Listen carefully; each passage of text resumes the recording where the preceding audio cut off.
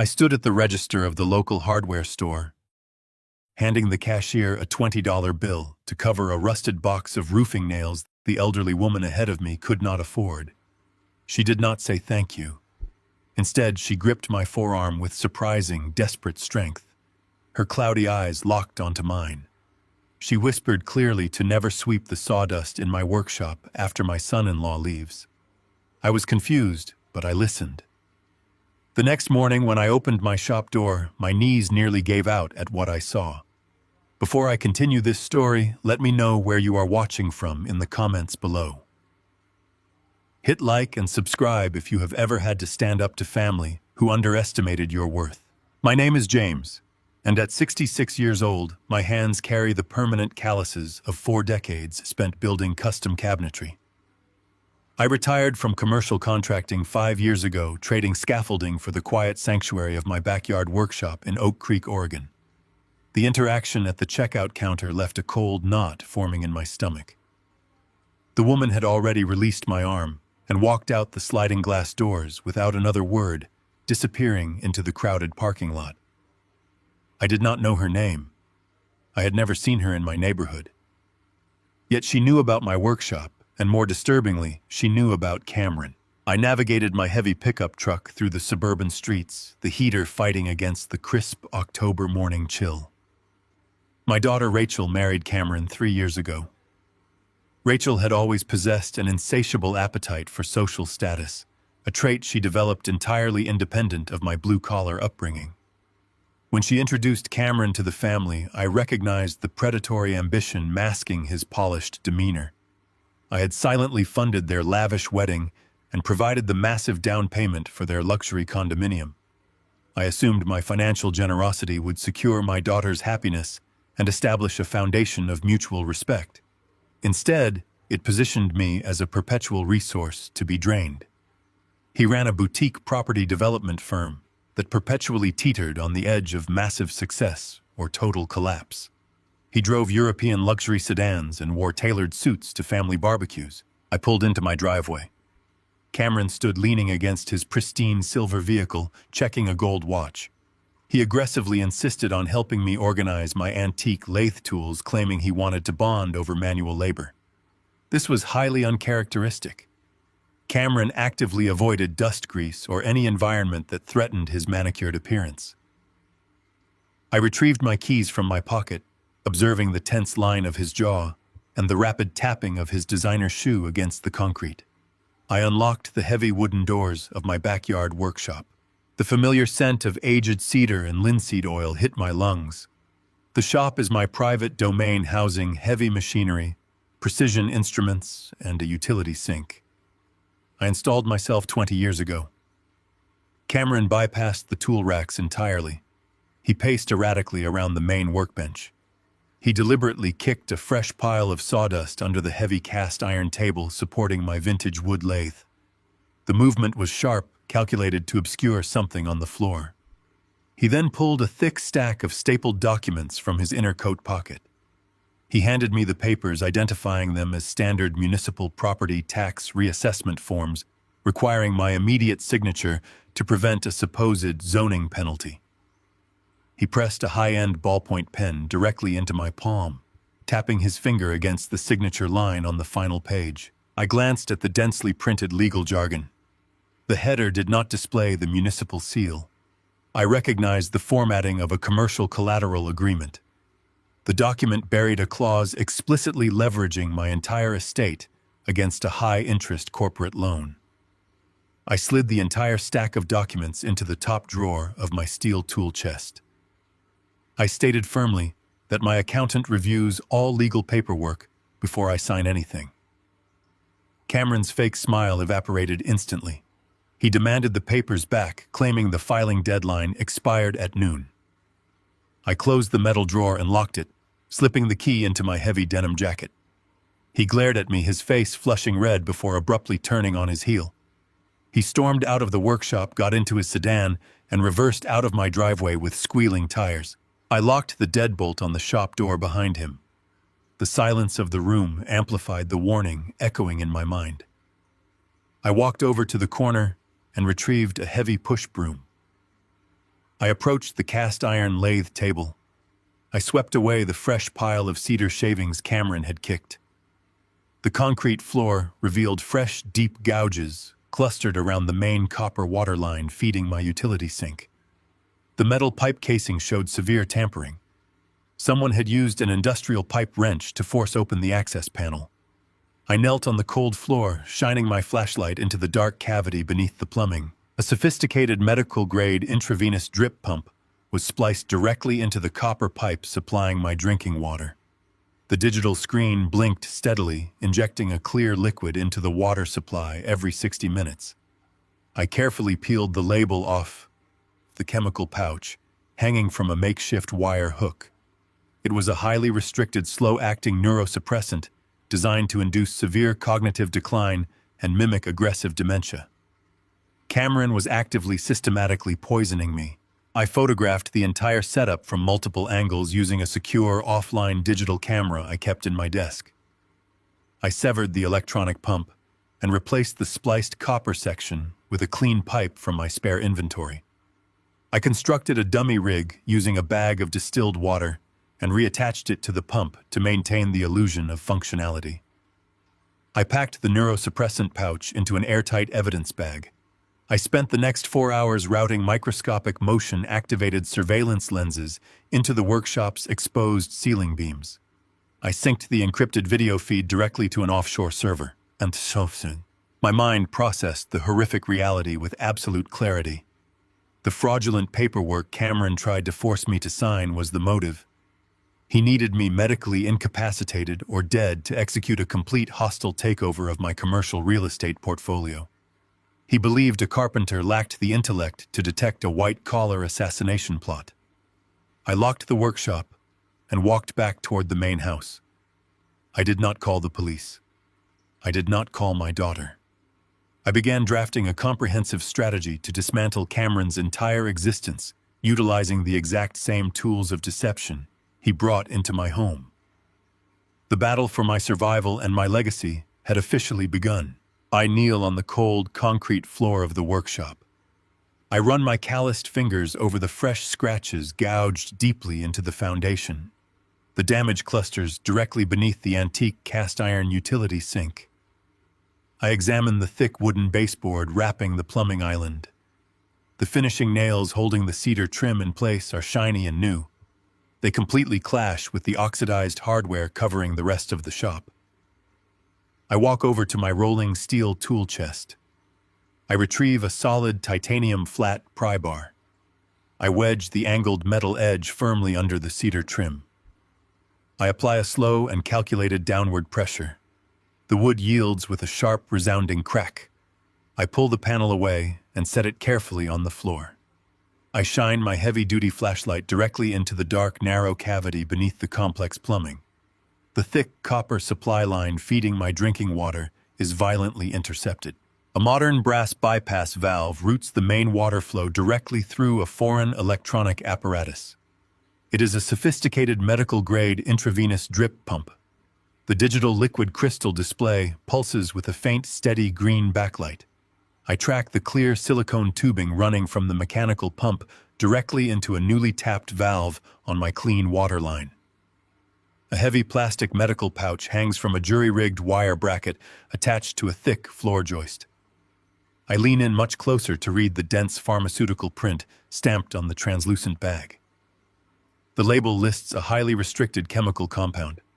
My brain connects the dots instantly to a slow-acting, powerful neurotoxin. The dosage parameters flashing on the glowing screen indicate a precise and relentless hourly injection. The intended biological effect hits me with absolute and terrifying clarity. The drug is explicitly formulated to induce severe, rapid cognitive decline.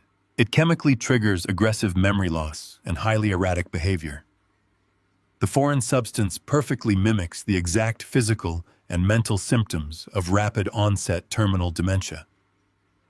Cameron is actively and systematically poisoning my daily water supply. I picture his perfectly polished shoes and expensive tailored suits. I realize his arrogant smiles constantly hid the cold, calculated mind of a ruthless predator. He genuinely believed an aging blue-collar worker would simply drink the invisible poison and fade away silently without a fight. He thought he could steal my commercial real estate portfolio by turning my own brain against me. I walk over to the heavy steel safe securely bolted to the concrete foundation in the far corner of the room. I spin the combination dial and extract a secure offline digital camera.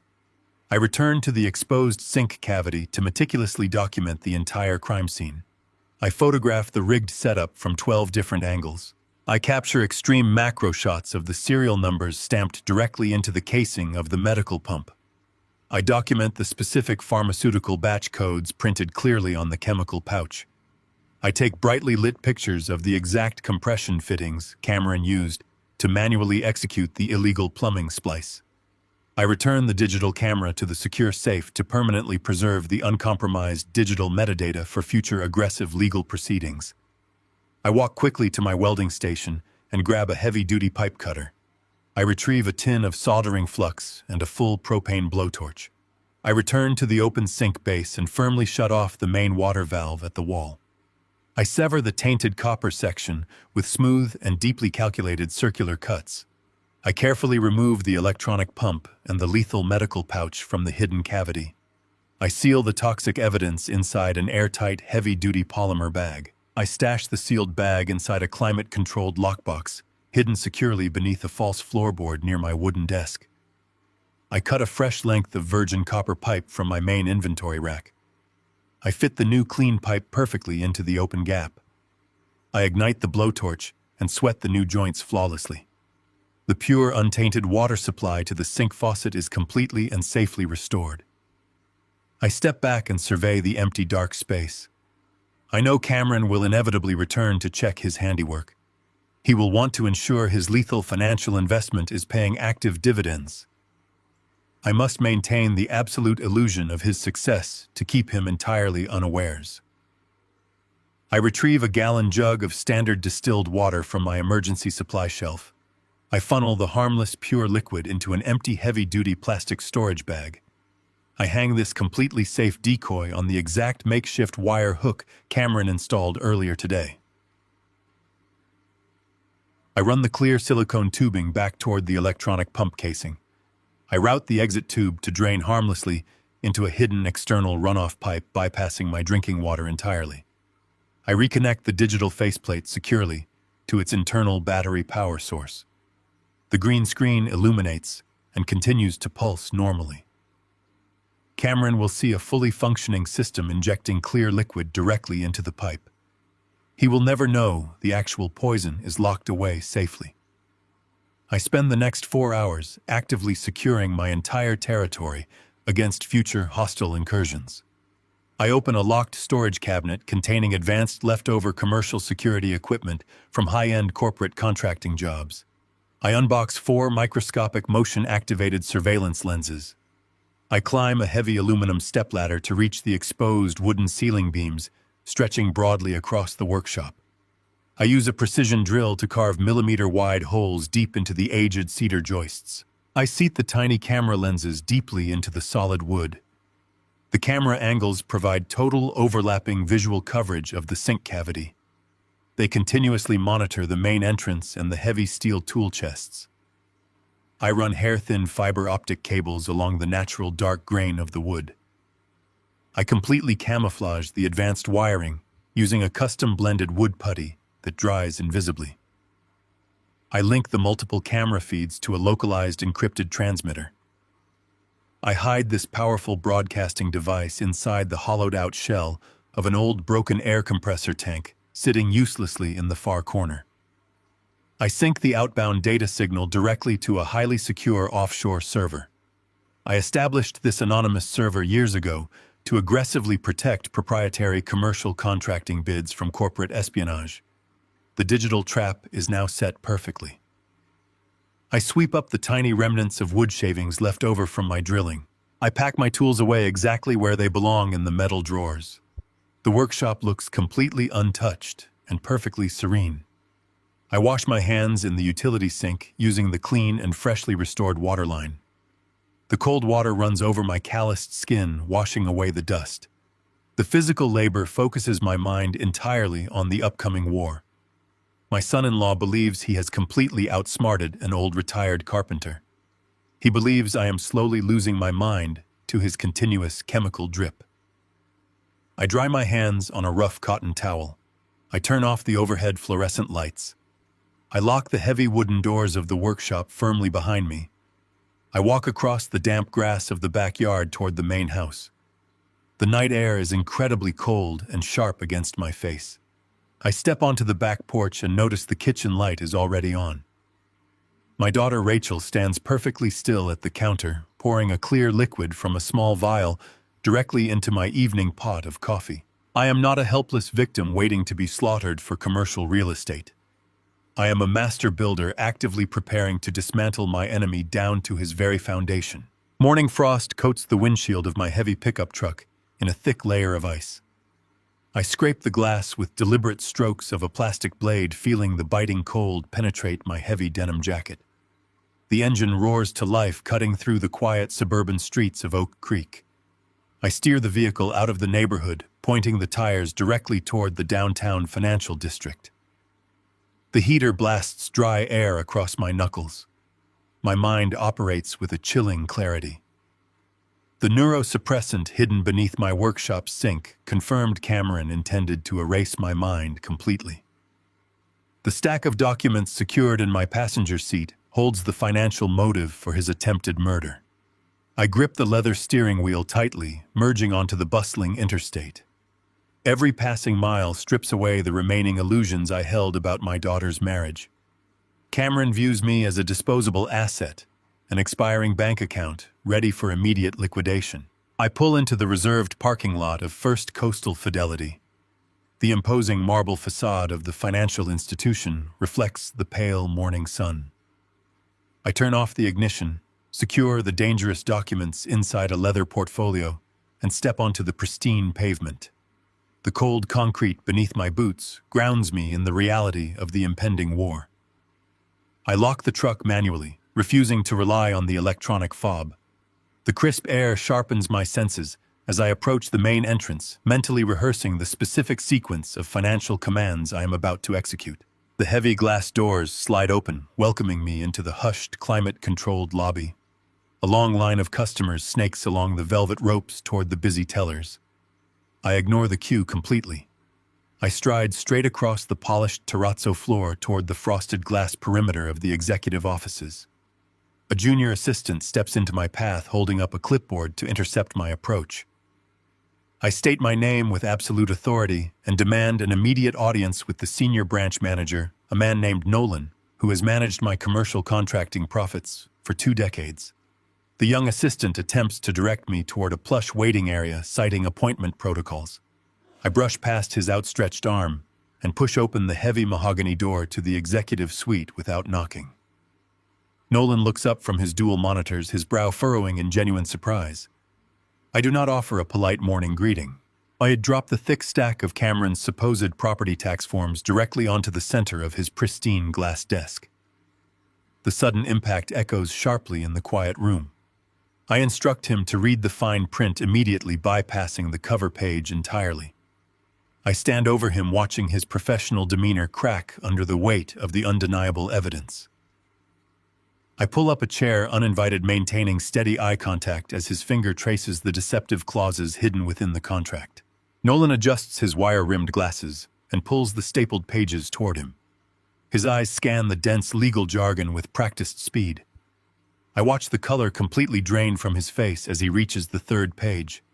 He looks up at me, his expression shifting from confusion to sheer professional panic.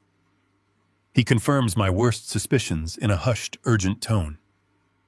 The paperwork is not a municipal tax reassessment. It is a highly aggressive, covert commercial collateral agreement. The contract explicitly leverages the deed to my backyard workshop lot against Cameron's failing corporate construction firm. Decades ago, the city rezoned my specific neighborhood block for multi-level commercial development. That zoning shift turned my half-acre property into a highly coveted, lucrative piece of real estate. Cameron discovered this hidden value through private municipal records. The fine print legally binds my entire estate as the primary guarantor for a massive corporate line of credit. If I had blindly applied my signature to the final page, Cameron would have instantly received a $3 million cash injection directly into his bleeding corporate accounts. My property would assume absolute liability for his inevitable financial default. When his business ultimately collapsed, the bank would seize my land, my workshop, and my home to satisfy his massive debts. Cameron orchestrated a hostile financial takeover disguised as a routine tax chore, counting on my age to mask his corporate theft. I lean over the glass desk, placing my palms flat against the cold surface. I instruct Nolan to instantly freeze the property title with an absolute irrevocable fraud alert. He types frantically on his keyboard, pulling up my master client profile. He executes a complete lockdown on all my institutional accounts, severing the electronic links to my checking savings and extensive investment portfolios.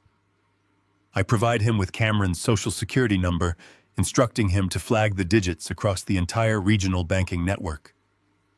Any future transaction attempting to link my assets to his identity will now trigger an immediate federal felony alert. I refuse to stop there.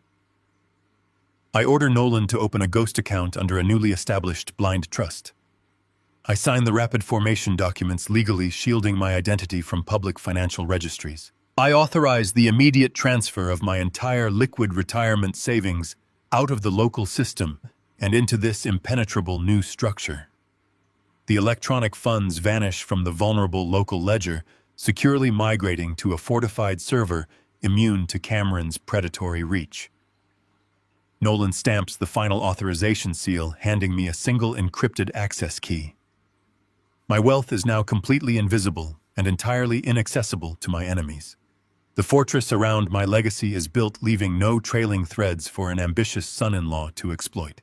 As Nolan hands me this final confirmation receipt, a violent vibration erupts against my thigh. I extract my smartphone from my pocket. A high-priority automated security alert flashes across the digital screen. The bank's freshly upgraded fraud protocol has just successfully intercepted an incoming threat. Cameron attempted to process a massive pre-authorized electronic withdrawal from my primary checking account exactly 3 minutes ago. He tried to drain $60,000 while I was allegedly drinking my morning coffee and succumbing to the neurotoxin. The system categorically denied the transaction, locking his receiving account for suspicious activity. A cold, victorious satisfaction washes over me. The invisible financial thread he relied upon is permanently severed. His immediate cash flow is dead. The $3 million collateral scheme is completely destroyed. I slide the phone back into my pocket without acknowledging the alert. I thank Nolan for his swift execution of my directives. I instruct him to maintain absolute silence regarding my visit, ensuring no digital footprints alert my family to my presence here. I turn away from the desk and exit the executive suite. I bypass the crowded lobby, pushing through the heavy fire doors leading to the rear alleyway. The cold morning air hits my lungs. I walk toward my truck, my mind rapidly shifting focus from defensive maneuvers to aggressive retaliation. Cameron will inevitably realize his financial ambush failed. He will demand answers. I climb into the driver's seat and start the engine, meticulously preparing myself for the inevitable and explosive confrontation waiting for me. I park the rental truck parallel to the driveway, keeping the engine running for a brief moment to let the heater cycle down. The gravel crunches beneath my boots as I step onto the property. Rachel stands on the wrap around front porch. My only daughter shifts her weight from side to side, her posture rigid beneath an expensive cashmere coat. A large branded paper bag from an overpriced organic grocery store rests at her feet. Rachel has not visited this house unannounced in 4 years. Her sudden appearance triggers an immediate primal alarm in my chest. She forces a wide, brittle smile as I approach the steps. Her eyes dart frantically over my face, scanning for physical symptoms of the cognitive decline her husband initiated. She launches into a rehearsed monologue about my health. She claims a sudden, overwhelming maternal instinct drove her to check on my well-being. She insists I look fatigued and disorganized. She reaches for my arm, her grip unnervingly tight, and suggests we move directly into the workshop. She explicitly mentions the vintage espresso maker I keep on the shop workbench. Her insistence on using the utility sink instead of the pristine kitchen inside the main house is a glaring tactical error. I nod slowly, allowing her to lead the way across the frost-covered grass. I unlock the heavy wooden doors. The cold air inside the shop smells heavily of cut cedar and machine oil. Rachel walks straight toward the plumbing island. I hang my heavy denim jacket on a brass hook near the doorway. I watch her movements with absolute hyper-focused clarity. She turns the brass knob of the utility sink, letting the water run for several seconds to ensure the neurosuppressant clears the pipes. I know the pure distilled water from my hidden decoy bag is currently flowing through the faucet, completely harmless. Rachel fills the aluminum kettle and sets it on the electric hot plate. She chatters nervously about her childhood, weaponizing nostalgia to mask her lethal intent. She brings up memories of building birdhouses at this exact workbench. I arrange a collection of heavy chisels, keeping my back to her while monitoring her reflection in the polished steel surface of my bandsaw. She prepares the coffee grounds with meticulous precision. The water boils. She pours the steaming liquid into my favorite ceramic mug. Rachel walks across the concrete floor and extends her hand. She offers me the steaming cup of dark coffee. Her eyes lock onto mine with a cold, clinical anticipation. The warmth of the mug radiates against my calloused palms. I look at the woman I raised, searching for any trace of hesitation or guilt. There is absolutely nothing but predatory focus. She stands perfectly still, waiting for me to consume the fatal dose. I raise the mug toward my face, letting the steam obscure my expression. I feign a sudden, severe coughing fit. I turn my body sharply toward the shadow of the tool cabinets, creating a temporary physical barrier between us. I pull a thick, absorbent shop rag from my back pocket. I tilt the ceramic mug, silently pouring the dark liquid directly into the heavy cotton fabric. The hot coffee soaks into the rag, burning my knuckles slightly. I conceal the damp cloth back inside my pocket. I turn around, holding the half-empty mug, and wipe my mouth with the back of my free hand. I let out a long, ragged exhale, pretending to savor the bitter taste. Rachel relaxes her shoulders instantly. A look of profound, terrifying relief washes over her features. She believes the poison is actively circulating through my bloodstream. She takes a deliberate step back and pulls her smartphone from her coat pocket. Her thumbs fly across the digital keyboard with practiced speed. She assumes I am completely technologically illiterate. She forgets I spent decades managing complex commercial contracting networks. Before leaving for the bank this morning, I activated a specialized packet sniffing protocol on my primary workshop router. The sophisticated software instantly intercepts and duplicates all unencrypted cellular data transmitting through my local network zone. I walk over to my primary workbench and retrieve my secondary digital tablet. I open the diagnostic application hidden behind a fake calculator interface. A raw text message materializes on the glowing screen. The outbound communication is addressed directly to Cameron's mobile number. I read the intercepted text in real time. Rachel's message consists of 2 devastating sentences. The dose is delivered. Push the commercial deed transfer immediately. The concrete floor drops out from beneath me. The oxygen leaves the room. The absolute betrayal hits with the force of a wrecking ball against a load-bearing wall. Cameron is not a rogue actor operating in isolation. My own daughter is the chief architect of my murder. Rachel engineered the entire hostile takeover. She sent her husband to execute the plumbing sabotage, while she arrived to personally ensure the chemical delivery. The daughter I carried on my shoulders, the child whose college tuition and luxury wedding I funded without question, views me entirely as an expiring financial asset. She is actively coordinating my mental destruction to secure a commercial real estate portfolio she never earned. The realization is a physical blow, fracturing the last remaining pillar of my paternal devotion.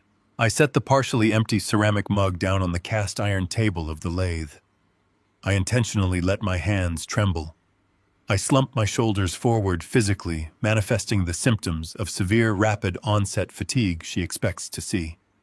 I rub my temples and inform Rachel that a massive, disorienting headache has suddenly struck me. I tell her I need to lie down immediately. I mumble a confused, disjointed sentence about misplacing my truck keys, playing directly into her fabricated dementia narrative. Rachel smiles. It is a hollow, victorious expression devoid of any human empathy. She steps forward and pats my shoulder condescendingly. She uses a soft, patronizing tone typically reserved for unruly toddlers. She tells me to rest my deteriorating mind. She assures me she will handle all the difficult financial responsibilities moving forward. She turns on her heel and walks out of the workshop without looking back. I stand in the center of the silent room listening to her footsteps crunch against the gravel driveway. The engine of her luxury SUV roars to life and fades quickly down the suburban street. The biological tie connecting me to my only child is permanently, irrevocably severed.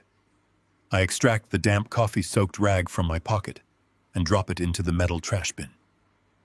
The grief evaporates, replaced entirely by a cold, calculating fury. They believe they have successfully triggered my downfall.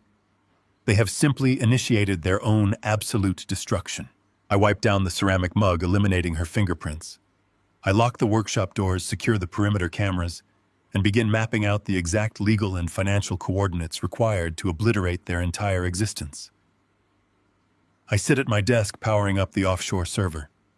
The surveillance feeds show a perfectly quiet property.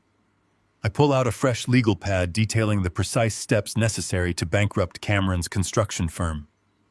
I list the regional building suppliers I personally funded years ago, preparing to call in every single favor.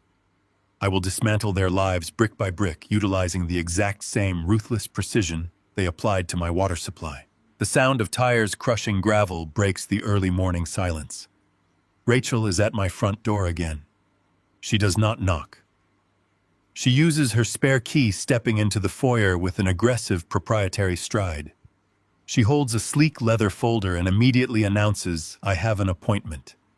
She claims she noticed further severe deterioration in my behavior overnight and took the liberty of booking a private consultation with a top-tier specialist. I do not argue. I slide my arms into my heavy wool coat and follow her out to the driveway. The passenger seat of her pristine luxury SUV smells strongly of vanilla air freshener and expensive leather. I sit perfectly still, watching the suburban landscape blur past the tinted windows. She drives with reckless speed, tapping her manicured fingers against the steering wheel. She dictates the narrative of my supposed cognitive decline, listing fabricated incidents of me leaving the stove on misplacing vital documents and forgetting the names of distant relatives. I remain absolutely silent, staring straight ahead, letting her weave her intricate web of deceit without offering a single word of resistance. We pull into the subterranean parking garage of a modern glass and steel medical complex on the affluent west side of the city. This is not a standard community hospital. This is a private concierge clinic catering to elite clients who expect highly specific results in exchange for their exorbitant retainers. The waiting room resembles a luxury hotel lobby, complete with abstract bronze sculptures and subdued ambient lighting. A receptionist greets Rachel by her first name, indicating a pre-existing financial relationship. We are ushered immediately into a spacious examination room overlooking the dense city skyline. Dr. Aris enters moments later. He wears a tailored suit beneath his pristine, heavily starched white coat. His smile is practiced predatory and entirely devoid of genuine medical empathy. He shakes my hand briefly, his grip weak and dismissive, before turning his complete attention to my daughter. Aris begins his assessment. He does not check my blood pressure or listen to my heart. He does not order a standard blood draw to check for vitamin deficiencies or infections. He does not schedule a magnetic resonance imaging scan to view my cerebral cortex. Instead, he launches into a battery of highly manipulative leading questions specifically designed to trap me into admitting confusion. He asks me to recall complex, contradictory sequences of numbers he mutters rapidly under his breath. I recite them back to him flawlessly. He completely ignores my accuracy. He asks about my daily routine, phrasing the inquiries to imply I am already lost in my own home. I provide sharp, chronological, and highly detailed accounts of my schedule. Aris simply nods condescendingly, making vague notations on his digital tablet. He speaks to Rachel as if I am deaf or completely detached from reality. He notes my stoic, unbothered silence as flat affect and emotional blunting. He translates my calm precision into symptoms of guarded, aggressive dementia. I reach into the breast pocket of my coat, ostensibly to retrieve a handkerchief. My fingers brush against the small, high-capacity digital audio recorder I activated before stepping into Rachel's vehicle. Every leading question, every ignored correct answer, and every conspiratorial whisper between the corrupt doctor and my treacherous daughter is captured in crystal-clear, high-definition audio. After barely 20 minutes of this theatrical performance, Aris sets his tablet down on the stainless steel counter. He crosses his arms and adopts a mask of grave, rehearsed concern. He looks directly at Rachel and delivers his verdict. He declares, I am suffering from rapid onset cognitive degeneration. He states, I am a danger to myself and completely unfit to manage complex financial or personal affairs. He produces a heavy cream-colored envelope from his desk drawer. He signs a preliminary declaration of medical incompetence right in front of me. He seals the document and hands it directly to Rachel. She takes the envelope with trembling hands, playing the role of the devastated daughter to absolute perfection. She thanks him profusely for his swift intervention.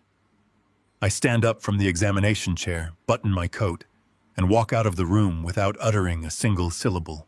I ride down the elevator with Rachel in absolute silence. She clutches the sealed envelope to her chest, her eyes alight with the thrill of her impending financial victory. We reach the parking garage. I turn to her and state plainly that I prefer to take a taxi home to clear my head. She feigns weak protest, but quickly agrees, visibly eager to deliver the fraudulent medical documentation to Cameron or their legal counsel. I watch her SUV exit the garage and disappear into the morning traffic. I immediately pull out my smartphone and summon a private executive car service. I do not head back to the suburbs. I direct the driver to take me across the city directly to the towering Brutalist building housing the State Medical Board headquarters. The marble halls of the medical board are sterile, imposing, and highly bureaucratic. I bypass the standard inquiry desks and request an emergency audience with the Director of Medical Ethics and Compliance. I present my identification and state I have actionable, incontrovertible evidence of gross medical malpractice and extortion involving a licensed concierge physician. I am escorted into a secure, windowless conference room. I connect my digital audio recorder to their tabletop sound system. The ethics director and 2 senior state investigators listen in stunned silence to the 20-minute recording of Dr. Aris fabricating a terminal diagnosis for financial leverage. I submit a formal sworn corruption grievance demanding an immediate revocation of his medical license and a full criminal investigation into his private practice. I inform the board that I require an immediate, unimpeachable counter-evaluation to neutralize the fraudulent document currently in my daughter's possession. The ethics director personally escorts me to the clinical assessment wing. I am placed under the direct supervision of the board's chief neurologist, a woman renowned for her uncompromising integrity and rigorous methodology. For the next 4 hours, I undergo an exhaustive battery of neurological, psychological, and physiological tests. I complete complex spatial reasoning puzzles involving advanced geometric shapes. I navigate intensive memory retention algorithms repeating long passages of text and reverse numerical sequences. I undergo comprehensive blood panels to test for any foreign substances, ensuring my system is completely clear of the neurosuppressant I bypassed in my workshop. The chief neurologist conducts a thorough physical examination, mapping my reflexes, motor skills, and precise neurological responses. The sun is beginning to set by the time the grueling evaluation concludes. The chief neurologist calls me into her brightly lit office. She prints a thick, highly detailed diagnostic report. She looks at me with profound professional respect. She informs me that my cognitive function is not just normal, It is operating at a level exceptional for a man 20 years my junior. She drafts an ironclad state-certified medical declaration of absolute mental acuity and total independence. She stamps the document with the official raised seal of the State Medical Board, rendering it an impenetrable legal instrument. This document legally and definitively supersedes any preliminary diagnosis generated by a private practitioner. The letter Dr. Aris provided to Rachel is now nothing more than a piece of heavily incriminating trash. I leave the medical board with the certified dossier secured in a tamper-evident folder. I direct my private driver to a secondary elite banking institution across town, completely separate from the one I locked down yesterday. I open a high-security biometric safe deposit box. I place the original state-certified medical clearance documents inside the steel vault, alongside a duplicate flash drive containing the audio recording of the corrupt doctor and the video feeds from my workshop. I close the heavy metal door, engaging the complex dual locking mechanism. The metallic click echoes loudly in the quiet vault room. I am now legally and medically impervious to their ambush. They have built their entire hostile takeover on a foundation of sand, completely unaware that I hold the hammer waiting to shatter their illusion. The crisp Saturday morning air carries the scent of damp earth and pine as I stand in my driveway holding a mug of black coffee. The gravel crunches under the heavy tires of Cameron's immaculate luxury sedan as he pulls up to the house. He steps out wearing brand new denim jeans and a pristine flannel shirt that has clearly never seen a day of actual labor. He walks toward me with a wide, enthusiastic smile, projecting the flawless image of a devoted and helpful son-in-law. He loudly announces that he has come to replace the brake pads on my vintage pickup truck. He claims Rachel mentioned I had been putting off the maintenance and he wanted to take the burden off my shoulders. I restored that heavy steel vehicle from the frame up 2 decades ago, and he knows I still drive it down the winding coastal highway every Sunday morning. I look into his eyes and see the hollow, predatory focus hiding just beneath his cheerful facade. I play the role of the grateful, weary old man perfectly. I hand him the heavy brass keyring and thank him for his supposed generosity.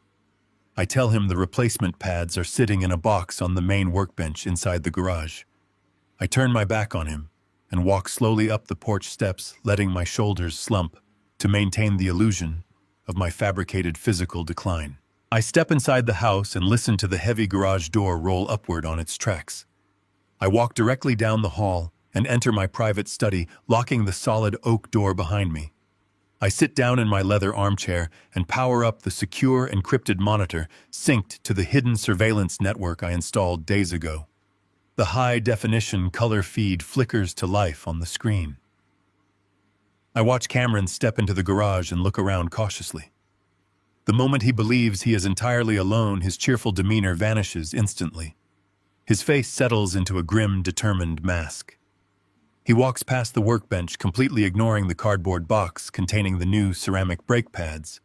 He reaches into his own expensive leather duffel bag and pulls out a heavy-duty pair of industrial wire cutters and a specialized metal threading file. He grabs my wooden mechanic's creeper and slides smoothly underneath the heavy iron chassis of my truck. I switch the camera feed to the low-angle lens mounted near the baseboards. The monitor provides a crystal-clear view of his face and hands illuminated by his harsh white flashlight. Cameron does not even glance at the wheel hubs. He shimmies directly toward the main master brake cylinder, located deep along the undercarriage. He carefully positions the wire cutters around the primary pressurized fluid line. He does not sever the hose completely, which would create an obvious and immediate puddle on the concrete floor. Instead, he meticulously scores the thick rubber casing, weakening the structural integrity of the line. He then takes the metal file and deliberately strips the threading on the primary bleeder valve. This specific calculated damage ensures the hydraulic pressure will hold just long enough for me to get the vehicle up to highway speeds before the fluid violently blows out and causes a total catastrophic failure of the braking system. He is engineering a fatal high-speed collision that investigators would easily write off as the tragic result of an old man driving poorly maintained vintage machinery. I watch the screen with a cold, detached fury as he pulls a microfiber cloth from his pocket. He carefully wipes down the master cylinder, the scored rubber hose, and the stripped valve, eliminating any trace of his fingerprints or skin oils. He slides out from under the truck, stands up, and brushes a few imaginary specks of dust from his brand-new jeans. He repacks his lethal tools into his duffel bag and walks over to the garage sink to wash his hands. A few minutes later, a heavy knock sounds at my front door. I open it to find Cameron holding out my keys with a satisfied grin. He tells me the new brake pads are installed and the truck is running perfectly. He advises me to take it for a long scenic drive tomorrow to break them in. I accept the keys and thank him profusely for his hard work. I stand on the porch and wave as he climbs back into his luxury sedan and drives away, completely convinced he has just signed my death warrant. I wait exactly 10 minutes until I am absolutely certain his vehicle is miles away from my neighborhood. I pull my secure mobile phone from my pocket and dial the direct number for a private specialized towing contractor I utilized during my years in commercial development. I explicitly order a low-angle flatbed truck and instruct the dispatcher to send a driver who understands strict confidentiality protocols. The massive diesel tow truck arrives 30 minutes later, idling quietly on the street. I direct the operator to carefully winch my vintage pickup out of the garage and onto the flatbed without starting the engine or engaging the pedal. We secure the heavy vehicle with thick nylon straps. I climb into the passenger seat of the tow truck and instruct the driver to take us to an independent forensic automotive specialist located in an industrial park on the opposite side of the county. We arrive at the massive corrugated steel warehouse. The mechanic is a retired military motor pool chief who makes his living investigating catastrophic mechanical failures for private insurance firms. I slide a thick envelope of cash across his grease-stained desk and ask for an immediate unvarnished assessment of my braking system. He directs the tow operator to unload the truck directly onto his heavy hydraulic lift. The massive steel arms raise the vintage vehicle high into the fluorescent light of the warehouse. The specialist puts on a pair of safety glasses and walks beneath the chassis with a powerful inspection lamp. I stand a few feet away, watching his seasoned face. It takes him less than 60 seconds to find the sabotage.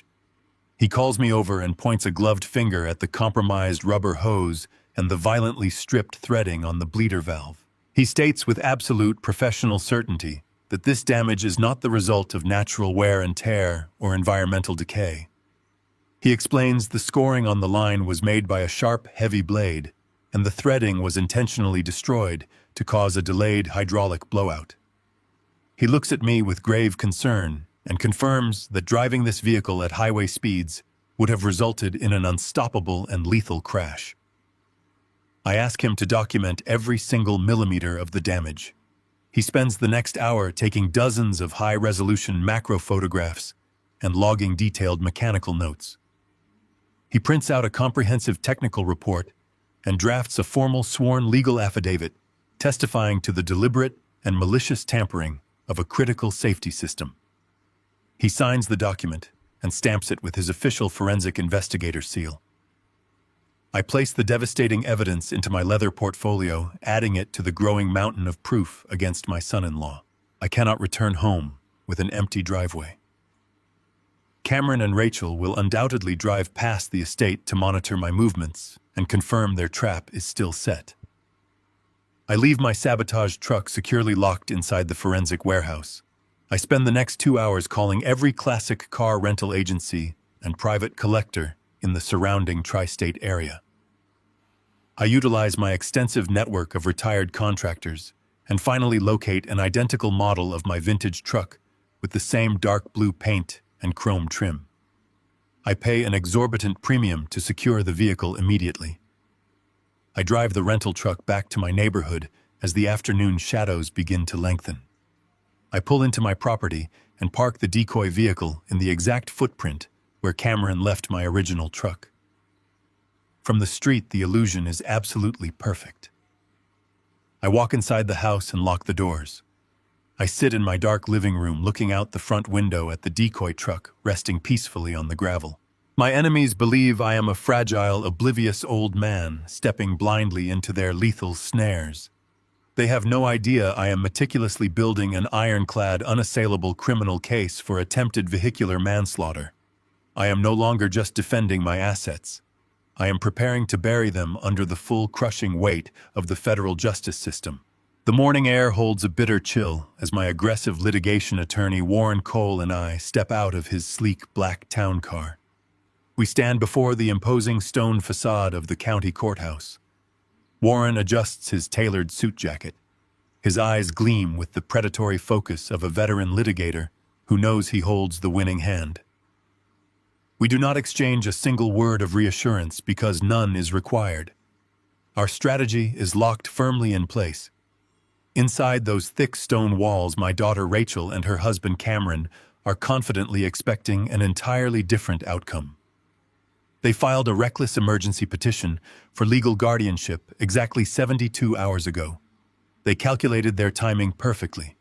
They assumed I would either fail to appear due to the devastating cognitive decline they tried to invent, or suffer a convenient and fatal tragedy on the coastal highway in a vehicle with sabotaged brakes. They believe they are mere minutes away from seizing total control of my life, my assets, and my freedom. They are wrong. We navigate the metal detectors and take the polished elevator up to the family court division on the 4th floor. The long corridor smells of industrial floor wax and stale coffee.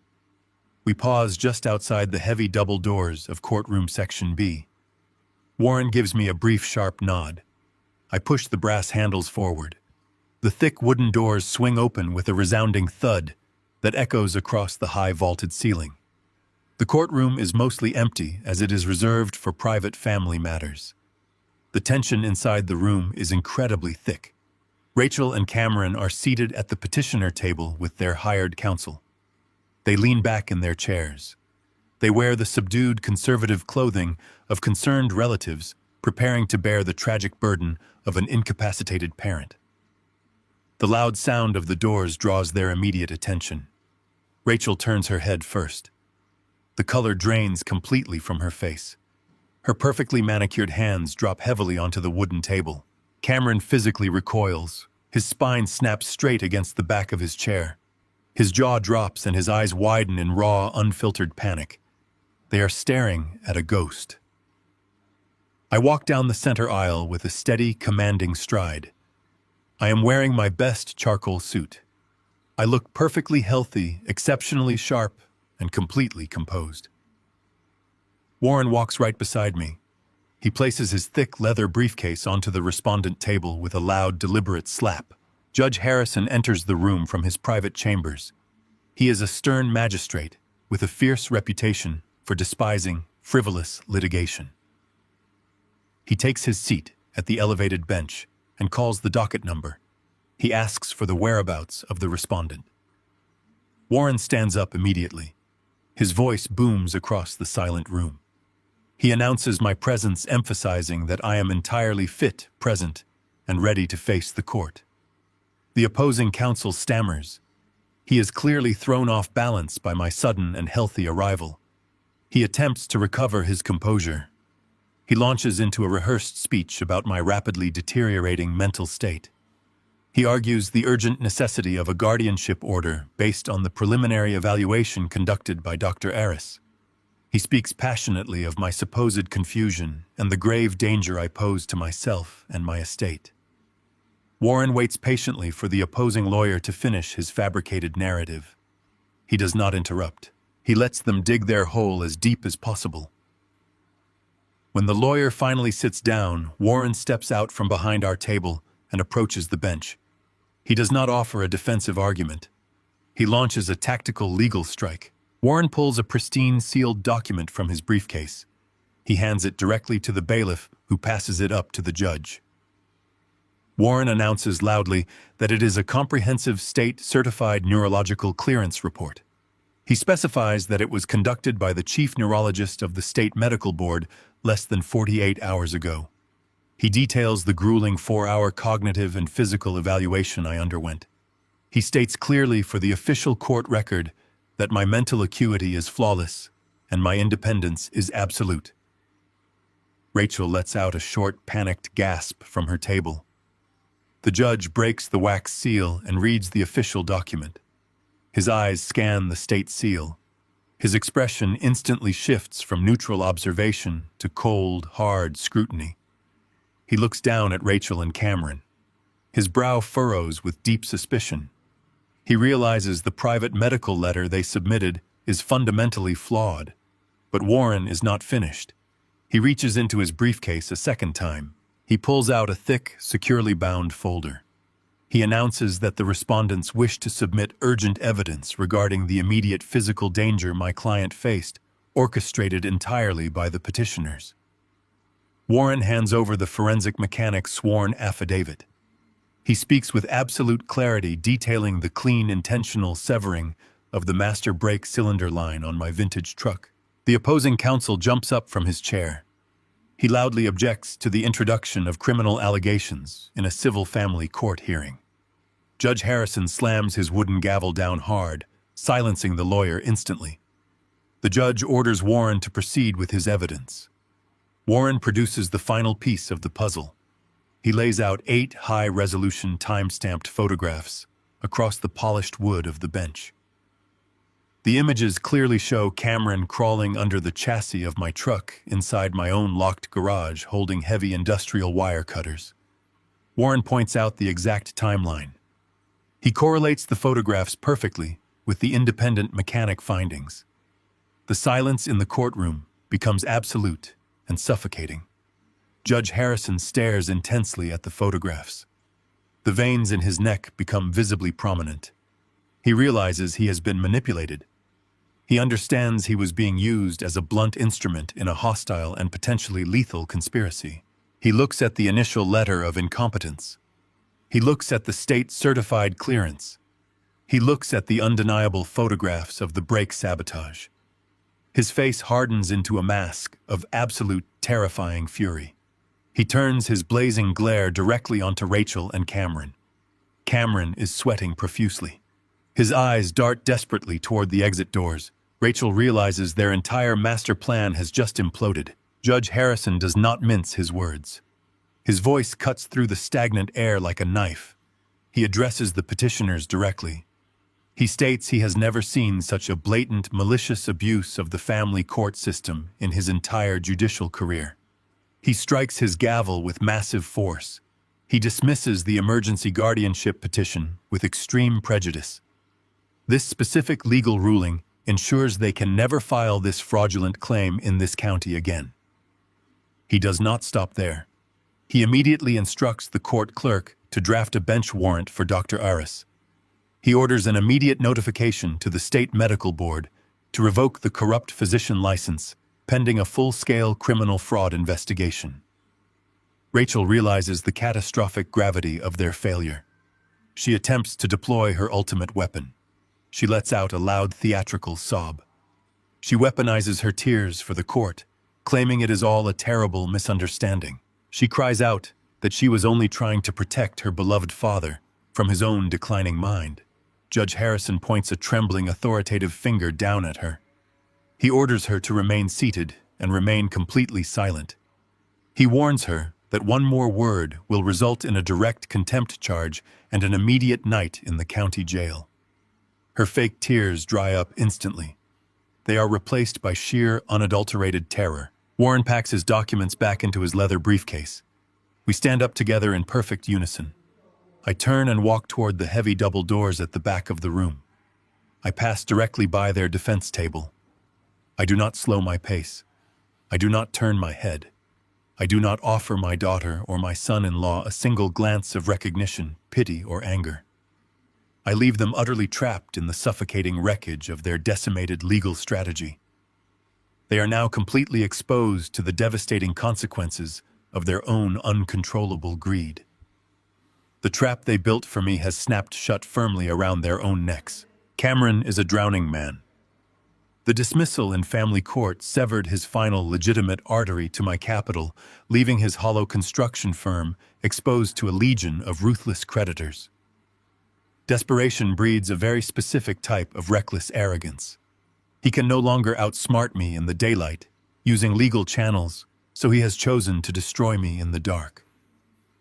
The vibration of my secure cellular device against the wooden nightstand pulls me from a light sleep at exactly 2 in the morning.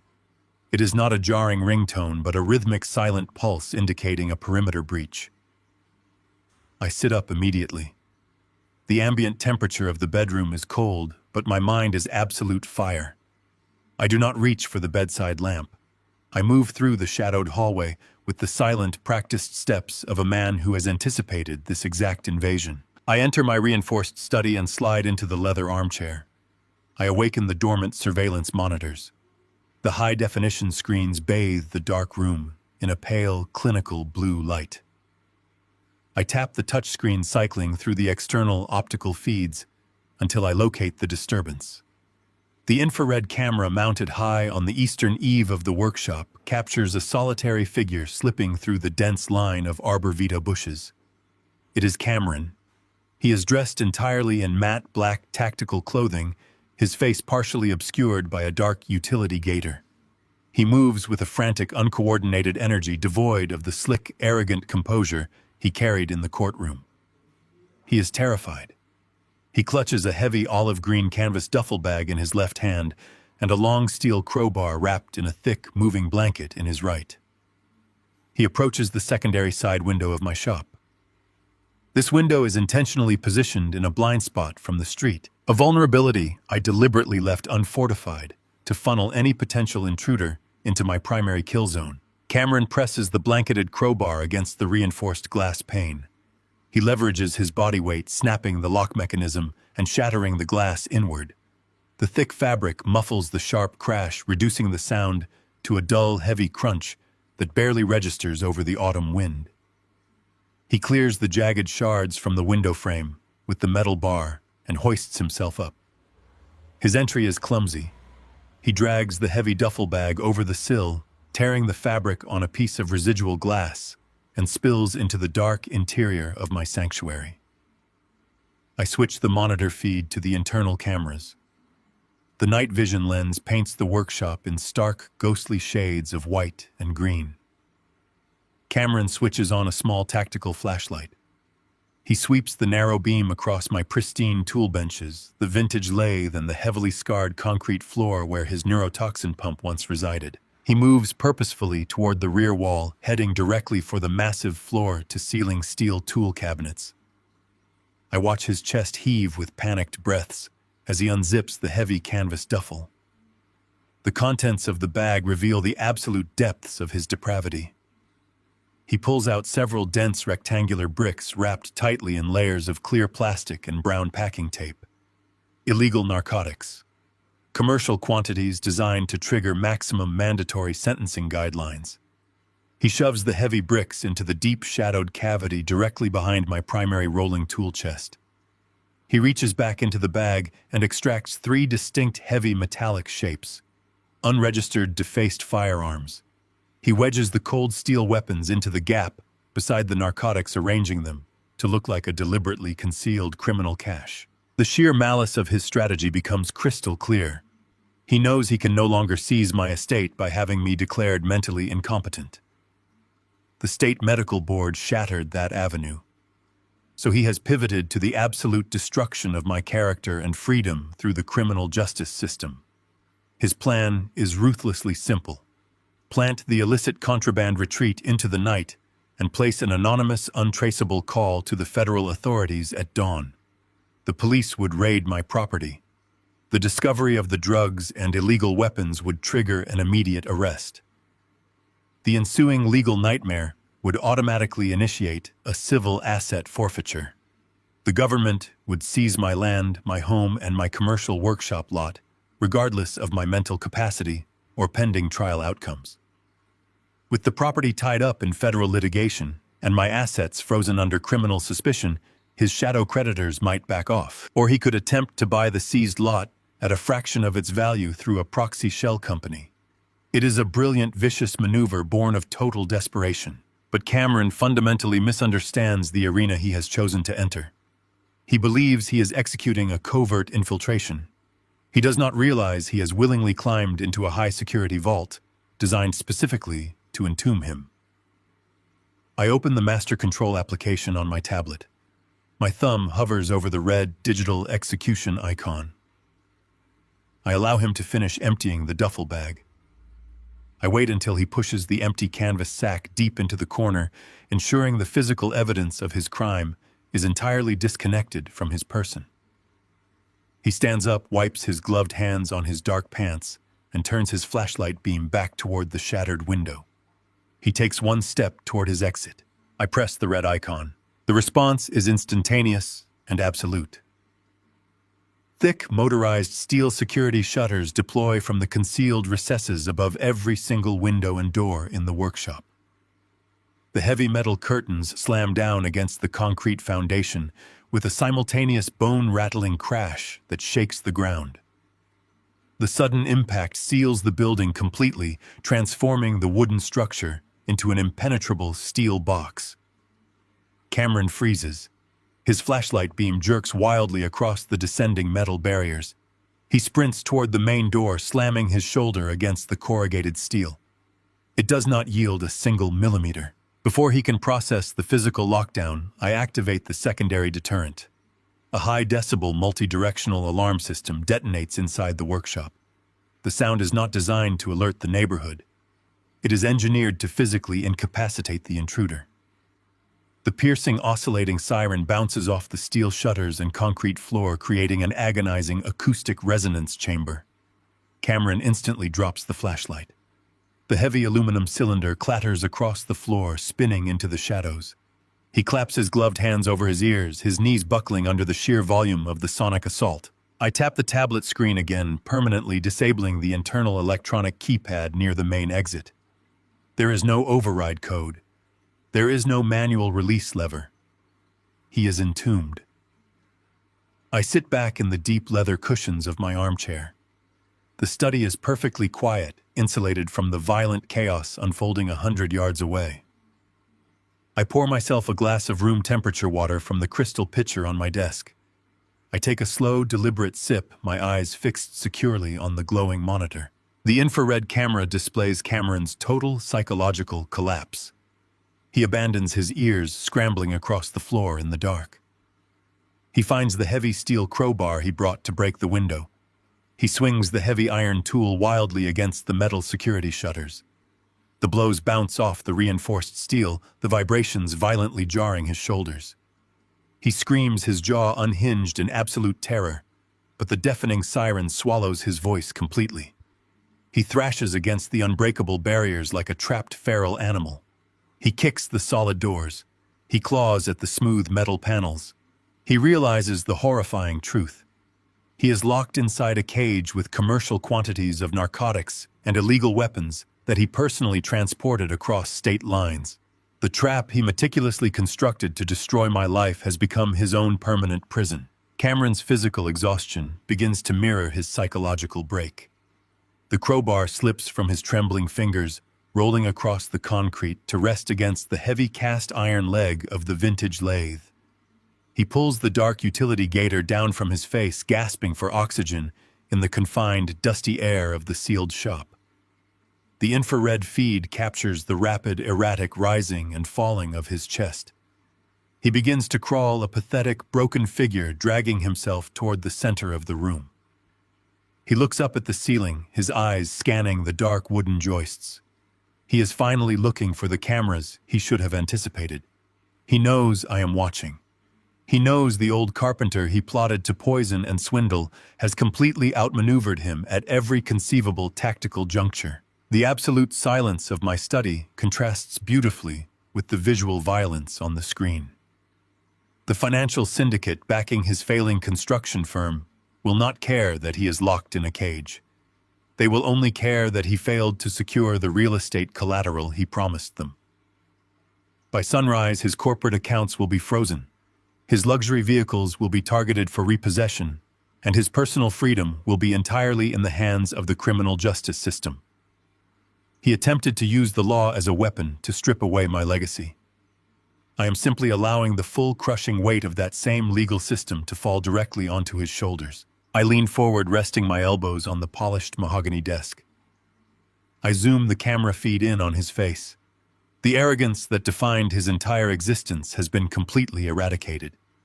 He curls his knees into his chest, pressing his back against the cold steel of my rolling tool chest, mere inches away from the illegal contraband that will seal his fate. He is a man who built his life on a foundation of deception, manipulation, and parasitic greed. He thought he could extract my wealth by treating me as a disposable obstacle. Now trapped in the vibrating, deafening prison of my own design, he finally understands the true cost of his ambition. I reach out and tap the screen, capturing a high-resolution still image of his utter despair. This digital photograph will serve as a permanent, silent monument to my victory. I set the glass of water down and reach for my phone, ready to dial the emergency dispatch number and set the police raid into motion. The end game is perfectly aligned, and Cameron has nowhere left to run. I watch the high-definition monitor as Cameron realizes brute force will not open the steel shutters. He fumbles in his tactical pockets and retrieves his mobile phone. His chest heaves with erratic breaths. I do not need an audio feed to know exactly who he is calling. He dials the emergency dispatch number. He paces the concrete floor, frantically pressing the phone against his ear. He is undoubtedly screaming a fabricated story into the receiver. He will claim he came to check on his vulnerable father-in-law and became trapped inside a malfunctioning security system while under attack by unknown assailants. He intends to use the local authorities as his personal rescue squad. He believes he can talk his way out of the trespassing charge and redirect the officers to discover the contraband he just planted.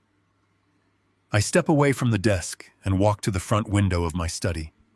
The distant wail of emergency sirens breaches the absolute silence of the suburban night. The sound multiplies rapidly. 4 county police cruisers converge on my quiet street. They jump the curb and skid onto the gravel driveway. Brilliant red and blue strobe lights wash over the front of my house. The beams reflect off the frost-covered lawn and illuminate the heavy oak trees. Uniformed officers pour out of their vehicles with their hands resting on their duty belts. They move with coordinated tactical precision, assuming they are entering an active home invasion. I unlock my front door and step out onto the porch. I do not raise my hands in panic. I project the absolute calm of a man who is entirely in control of his domain. I wear a thick wool cardigan over my shirt, presenting the image of an elderly homeowner, disturbed from his sleep. A veteran officer with silver hair and a heavy utility jacket approaches me. He identifies himself as Detective Miller. He asks if I am unharmed and demands to know who is trapped inside the detached workshop. He informs me they received a frantic emergency call from a man claiming to be my son-in-law, reporting an active burglary and a malfunction of the security perimeter. I look Detective Miller directly in the eyes. I speak in a steady, measured tone. I confirm that the man locked inside the steel structure is indeed married to my daughter. I immediately clarify that there is no home invasion and no security malfunction. I state that the automated lockdown protocol functioned exactly as designed. I inform the detective that the individual in the workshop did not arrive to perform a welfare check.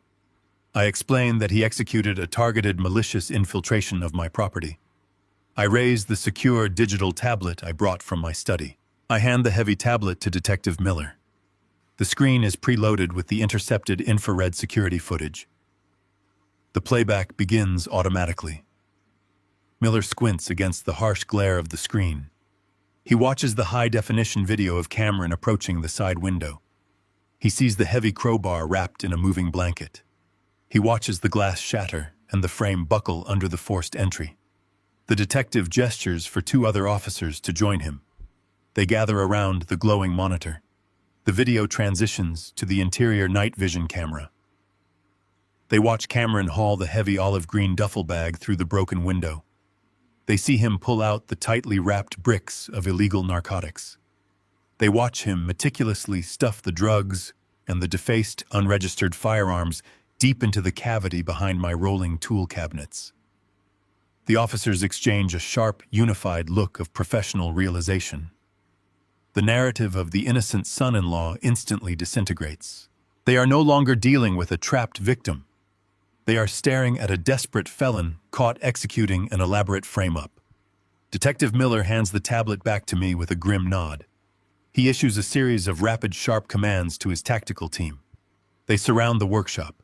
Two heavily armored officers retrieve a massive hydraulic breaching ram from the trunk of the primary cruiser. They position the heavy iron tool against the center seam of the corrugated steel shutters. Miller uses a portable megaphone to order Cameron to step back from the doors. The hydraulic ram slams forward with earth-shattering kinetic force. The reinforced steel buckles and screams under the pressure. The heavy metal locks shear completely off their tracks. The shutters crash upward. A flood of blinding tactical flashlights instantly illuminates the dark interior of the shop. The officers storm the breach with their weapons drawn. They shout deafening commands, overwhelming the space. Cameron is completely blinded by the intersecting beams of white light. He drops to his knees on the concrete floor, coughing on the dust kicked up by the explosive entry. Two officers grab him by the shoulders of his tactical jacket. They haul him roughly to his feet and drag him out into the freezing night air. They throw him against the side of a patrol cruiser. The metallic click of steel handcuffs ratcheting tightly around his wrists echoes across the driveway. Cameron thrashes his head back and forth, spitting out frantic, incoherent lies. He screams that he was set up, that the drugs do not belong to him, that he was only trying to protect his wife's inheritance. Detective Miller ignores the pathetic display entirely. He assigns an evidence recovery team to enter the workshop. They walk precisely to the rear wall, following the exact coordinates displayed on my security footage. Within 60 seconds, an officer emerges carrying the clear plastic evidence bags. The heavy bricks of narcotics and the cold steel firearms are presented directly under the harsh floodlights. The physical proof perfectly matches the digital recording. Detective Miller stands directly in front of Cameron. He begins reading the Miranda warning in a loud, monotone voice. Cameron stops thrashing. The cold reality of the metal cuffs and the recovered contraband finally pierces through his arrogant delusion. He looks across the illuminated driveway and locks eyes with me. He searches my face for any trace of the fragile, fading old man he thought he was manipulating. He looks for a father-in-law willing to offer mercy. He finds absolutely nothing but cold, calculated retribution. I walk down the porch steps and approach Detective Miller. I wait for him to finish reciting the constitutional rights. I pull a thick, sealed document envelope from the inner pocket of my cardigan. I tell the detective the events of tonight are merely the conclusion of a much broader lethal conspiracy. I hand Miller the certified forensic mechanic affidavit. I inform him that the document details the deliberate mechanical sabotage of my vintage Truckmaster brake cylinder. I hand him the accompanying time-stamped photographs, clearly showing Cameron crawling under the chassis of that exact vehicle just 36 hours prior. Detective Miller opens the envelope. He reads the mechanic's sworn testimony. He looks at the high-resolution images of Cameron holding the wire cutters. The detective lowers the paperwork. He looks at Cameron with absolute disgust. Miller signals to the arresting officers. He informs Cameron that the charges are no longer limited to breaking and entering property damage and possession of narcotics with intent to distribute. He states clearly that the district attorney will immediately file formal charges for attempted vehicular manslaughter and premeditated attempted murder. The last remaining color drains from Cameron's face. His knees completely buckle. The officers catch him before he hits the gravel, dragging his dead weight into the back of the reinforced police cruiser. The afternoon sun casts long, rigid shadows across the frost-covered lawn. The neighborhood is enveloped in a heavy, deceptive quiet following the chaotic police raid from the previous night. I am sitting in my study reviewing the final asset protection transfers when the perimeter proximity alarm pulses silently on my monitor. I look at the high-definition feed. A matte black luxury sedan glides to a stop directly in front of my primary security gate.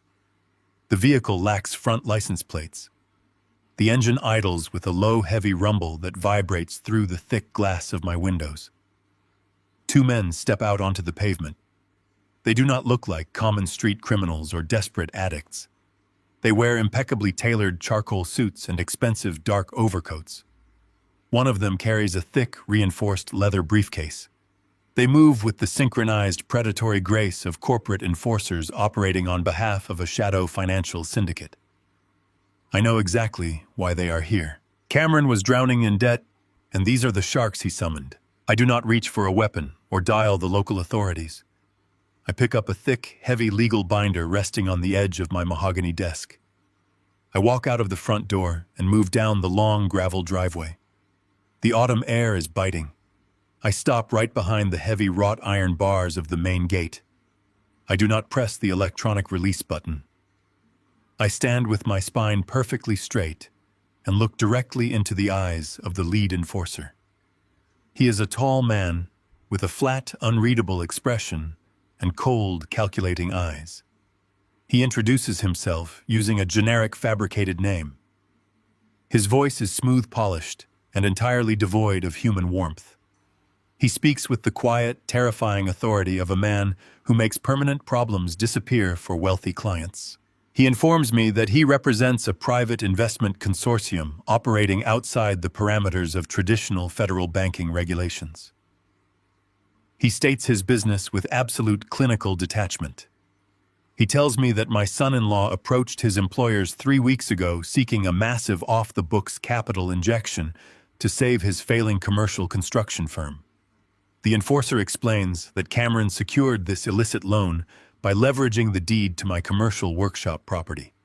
Cameron provided them with heavily forged signatures and falsified notarized documents pledging my land as total collateral. The syndicate extended the capital based on the immense value of my estate. Now that Cameron is sitting in a county penitentiary facing decades of federal incarceration, his shadow creditors have come to collect their pound of flesh.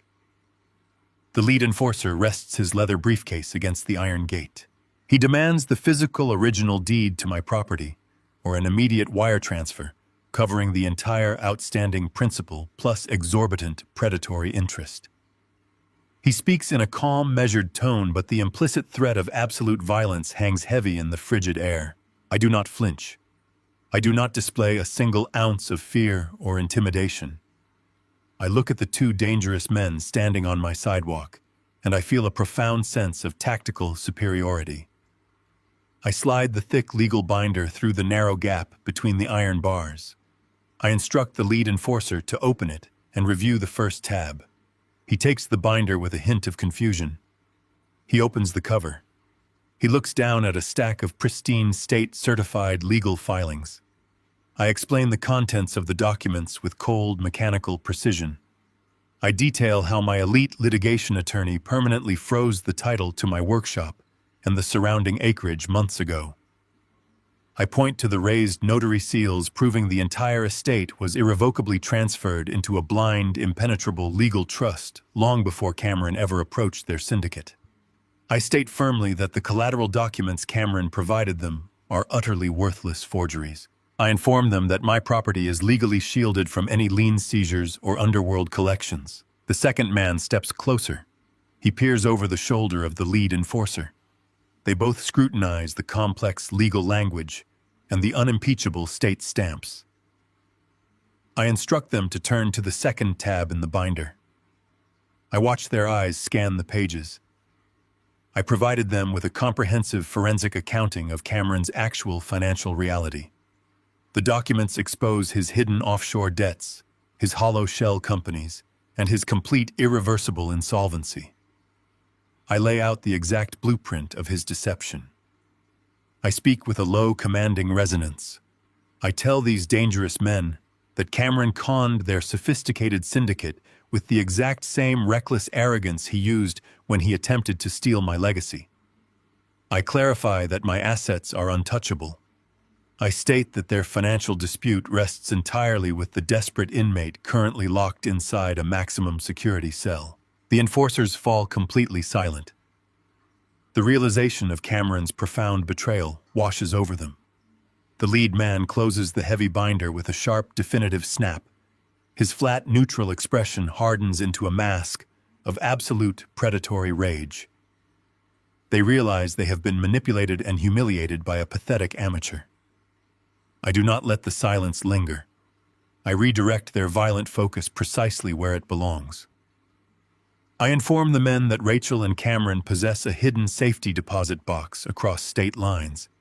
I detail the existence of untraceable luxury assets, diamond jewelry, and liquid offshore accounts that the federal authorities have not yet discovered or frozen. I provide them with the exact address of Cameron's remaining holding company. I hand them the coordinates to the wealth my treacherous daughter believes she has successfully hidden. The lead enforcer hands the legal binder back to me through the iron bars. He does not utter a single threat against me or my property. He recognizes a fortified target and respects the flawless execution of my legal defense. He gives me a curt, minimal nod of professional acknowledgement. The two men turn away from the gate in perfect unison. They walk back to their matte black sedan with a new, terrifying sense of urgency. Their posture is rigid with impending violence. They are no longer focused on my estate. Their complete, devastating wrath is now permanently aimed at Rachel and the hidden remnants of Cameron's shattered empire. I watch the luxury vehicle accelerate down the suburban street and disappear around the corner. I step back from the gate. I engage the heavy deadbolt. The loud metallic click echoes in the cold afternoon air. I have successfully amputated the final diseased limb of my former family. I have legally and physically severed my absolute liability from their dark, violent underworld. I walk back up the driveway toward my quiet, secure home, knowing that my enemies will now tear each other apart in the shadows. The sun has completely vanished behind the dense tree line, plunging the suburban street into a deep, freezing darkness. The heavy rhythmic pounding on my front door shatters the evening silence. Rachel has arrived. She drove frantically from the county holding facility directly to my estate, bypassing any logical legal counsel to seek immediate financial refuge. I do not rush to the foyer. I move with deliberate, measured steps into the kitchen. I retrieve a waterproof, high-output Bluetooth speaker from the granite counter. I sync the device to my encrypted digital tablet, bypassing the standard interface to access the secure audio file I extracted from my workshop router days ago. The cold brass of the doorknob feels solid and grounding in my palm. I throw the deadbolt and pull the heavy oak door open. Rachel stands on the frost-covered porch, an absolute vision of manufactured despair. She wears a wrinkled designer trench coat over the expensive clothes she wore to the courthouse. Her face is streaked with intentionally smudged cosmetics, a calculated visual cue meant to invoke immediate paternal sympathy. She launches into a breathless, hyperventilating monologue the second the door swings open. She begs for a massive transfer of liquid capital to secure Cameron's bail bond. She drops to her knees on the frozen wooden planks, clutching the hem of my trousers. She weaves a frantic, desperate narrative of total innocence. She claims she was completely oblivious to the bricks of narcotics discovered in the workshop. She swears she had zero knowledge of the wire cutters and the severed brake line on my vintage truck. She insists Cameron hid his massive underworld debt from her, entirely painting herself as a naive, manipulated housewife caught in the crossfire of her husband's secret criminal life. I stand perfectly still, letting the freezing wind bite at my face. I look down at the woman I raised, searching my own soul for a singular shred of mercy or hesitation. I find absolutely nothing. I feel only the cold, clinical detachment of a man observing a highly venomous predator stripped of its fangs. I do not raise my voice to argue. I do not point out the gaping holes in her fabricated timeline. I simply raise the black cylindrical speaker in my right hand. I press the illuminated play button. The digital audio file broadcasts at maximum volume, echoing sharply off the brick facade of my home and rolling across the silent neighborhood. It is the raw data file of her intercepted text message run through an advanced audio transcription program for maximum clarity. The synthesized mechanical voice reads the exact time, the date, and the recipient. It reads the two devastating sentences she transmitted to Cameron from the safety of her luxury vehicle while I was supposedly dying of a severe headache. The dose is delivered. Push the commercial deed transfer immediately. The mechanical voice cuts through the frigid air like a heavy blade. Rachel stops crying instantly. The theatrical sobs catch in her throat, choking her into absolute silence. She stares at the black speaker, her eyes wide with a terror so profound, it strips away every single layer of her carefully constructed facade. The victim mask shatters into a million jagged pieces on the porch.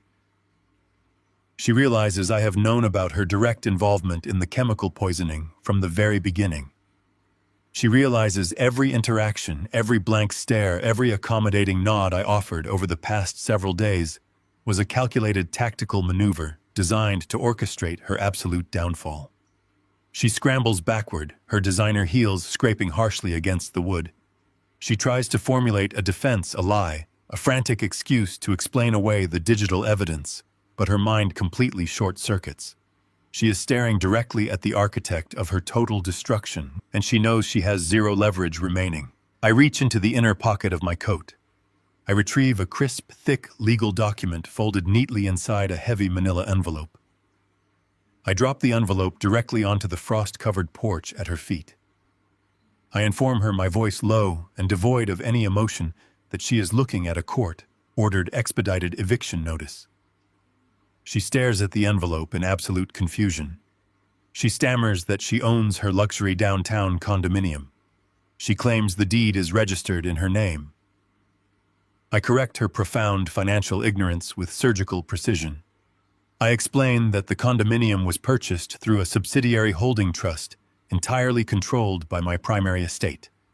I allowed her to reside there rent-free as a courtesy, a paternal luxury that evaporated the exact second she orchestrated the destruction of my nervous system. The eviction notice grants her exactly 24 hours to vacate the premises before armed county sheriffs arrive to physically remove her belongings and change the locks. I watch the realization hit her like a physical blow, driving the breath from her lungs. I continue dismantling her reality brick by brick. I inform her that every secondary credit card linked to my accounts has been permanently frozen and reported as unauthorized. Her premium health insurance policies are canceled. The automated payments covering her luxury vehicle leases are terminated effective immediately. She is completely irrevocably cut off from the massive reservoir of wealth she assumed she would inherit by force. She reaches out with trembling hands, trying to touch the envelope, but her fingers refuse to close around the thick paper. She looks up at me, her face pale and drawn. The arrogant, entitled heiress is entirely replaced by a terrified, destitute criminal, facing the absolute collapse of her comfortable existence. I deliver the final, crushing blow. I lean against the doorframe, my posture relaxed but dominant. I tell her about the two men in tailored charcoal suits who visited my security gate this afternoon. I describe their cold, predatory demeanor and their heavy, reinforced briefcases. I explain that the Shadow Development Syndicate is highly motivated to recover the massive capital Cameron stole from them. I state clearly, watching her eyes widen in horror, that I provided these dangerous men with the exact location of her hidden offshore accounts, the inventory of her diamond jewelry, and the address of the very condominium she is about to be evicted from. I inform her that the syndicate is currently liquidating Cameron's fraudulent shell companies, and that they will undoubtedly target her remaining hidden assets next to satisfy the massive debt.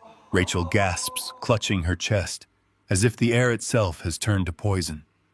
She knows the reputation of the men Cameron borrowed money from. She knows they do not operate within the civil legal system or respect restraining orders. She understands that she is now completely exposed, devoid of any financial resources, to hire private security or competent legal counsel. She is entirely alone, hunted by ruthless underworld creditors and facing imminent federal indictment for her role in the medical conspiracy. She begs me for protection. She screams that she is my daughter, my own flesh and blood.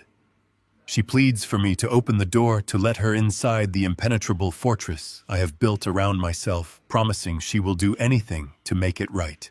I look at her for one final silent moment. I do not feel anger. I do not feel sorrow. I feel the absolute, unshakable peace of a man who has successfully excised a lethal parasite from his life. I step backward into the warm foyer. I pull the heavy oak door shut.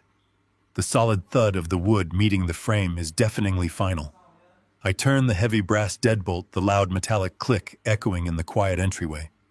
Through the thick, reinforced glass of the side-light window, I watch Rachel collapse completely. She falls forward onto the hard, freezing planks of the porch. She curls into a tight, shivering ball, her face pressed against the cold, court-ordered eviction notice. She lets out a scream, a raw, guttural sound of pure, unadulterated ruin that fades into the night. I turn my back on the window and walk down the hallway toward my study. The house is secure, and my legacy is perfectly protected. I sit down at my desk, pouring a measure of pure distilled water, completely detached from the wreckage she brought upon herself. I do not wait for the morning sun to fully rise before setting the final phase of my extraction into motion. The syndicate and my treacherous daughter are currently scrambling in the dark, but I am already constructing the final concrete wall between my legacy and their greed. I open my secure contact directory and dial a number I have not called in exactly 11 years. Marcus Thorne answers on the second ring. He is a titan of commercial real estate development, in this state a man possessing infinite capital and a ruthless appetite for prime industrial zoning. A decade ago, he offered me a small fortune for my workshop lot. I refused him then because I valued my craftsmanship over his corporate expansion. Today, my priorities have fundamentally shifted.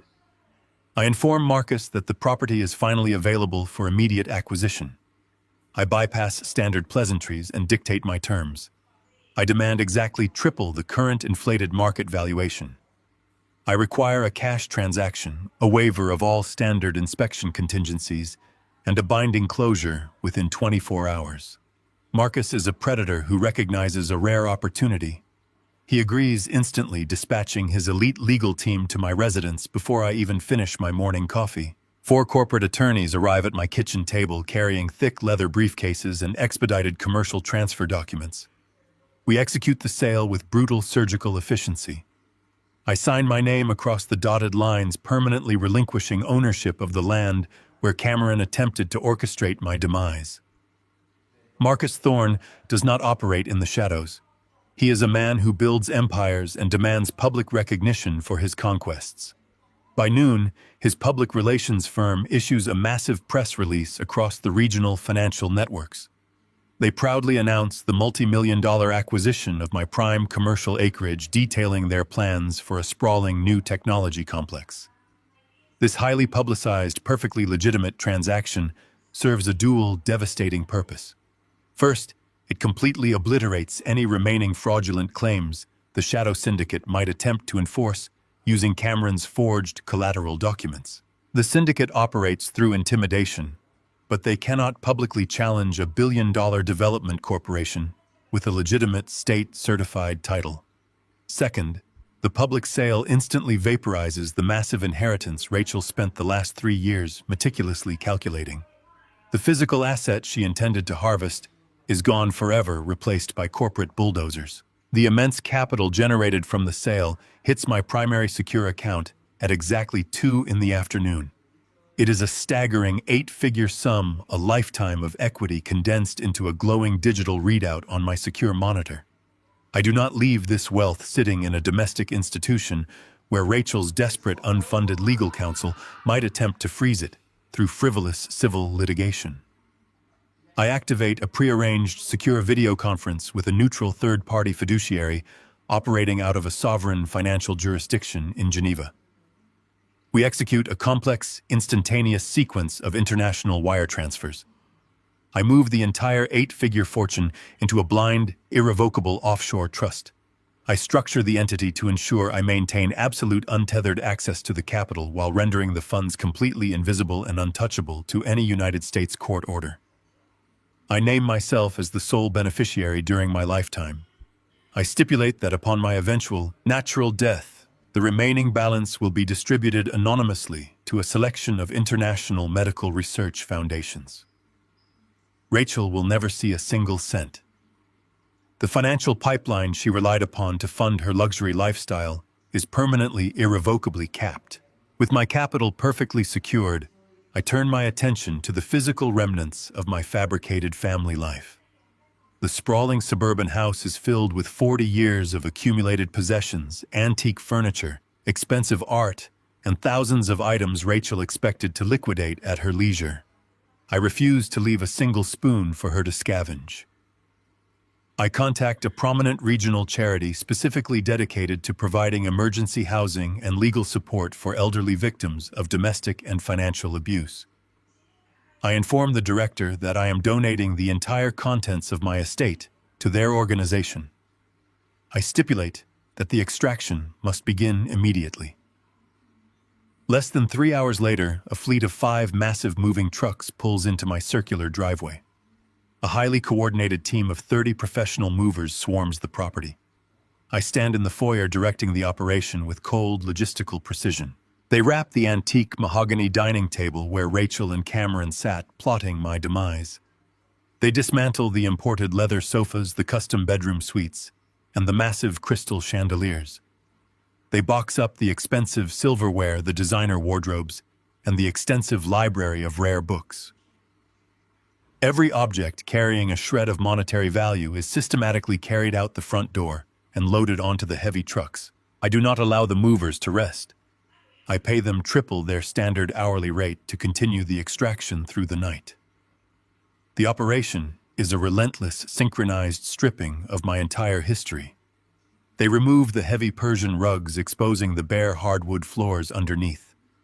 They unbolt the high-end kitchen appliances, capping the gas lines and water valves. They strip the imported silk curtains from the windows, leaving the glass completely exposed to the dark street outside. By the time the sun begins to rise on Sunday morning, the sprawling 4,000-square-foot residence is entirely empty. It is a hollow, echoing shell. The physical remnants of a family built on lies, exploitation, and predatory greed are erased systematically. I walk through the vacant rooms. My boots knock loudly against the bare floorboards. The acoustic resonance of the empty house is stark and absolute. There are no photographs remaining on the walls. There is no lingering scent of Rachel's expensive perfume or Cameron's cheap cologne. The environment is completely sterile. I walk back into my study. The heavy oak desk is gone. The leather armchair is gone.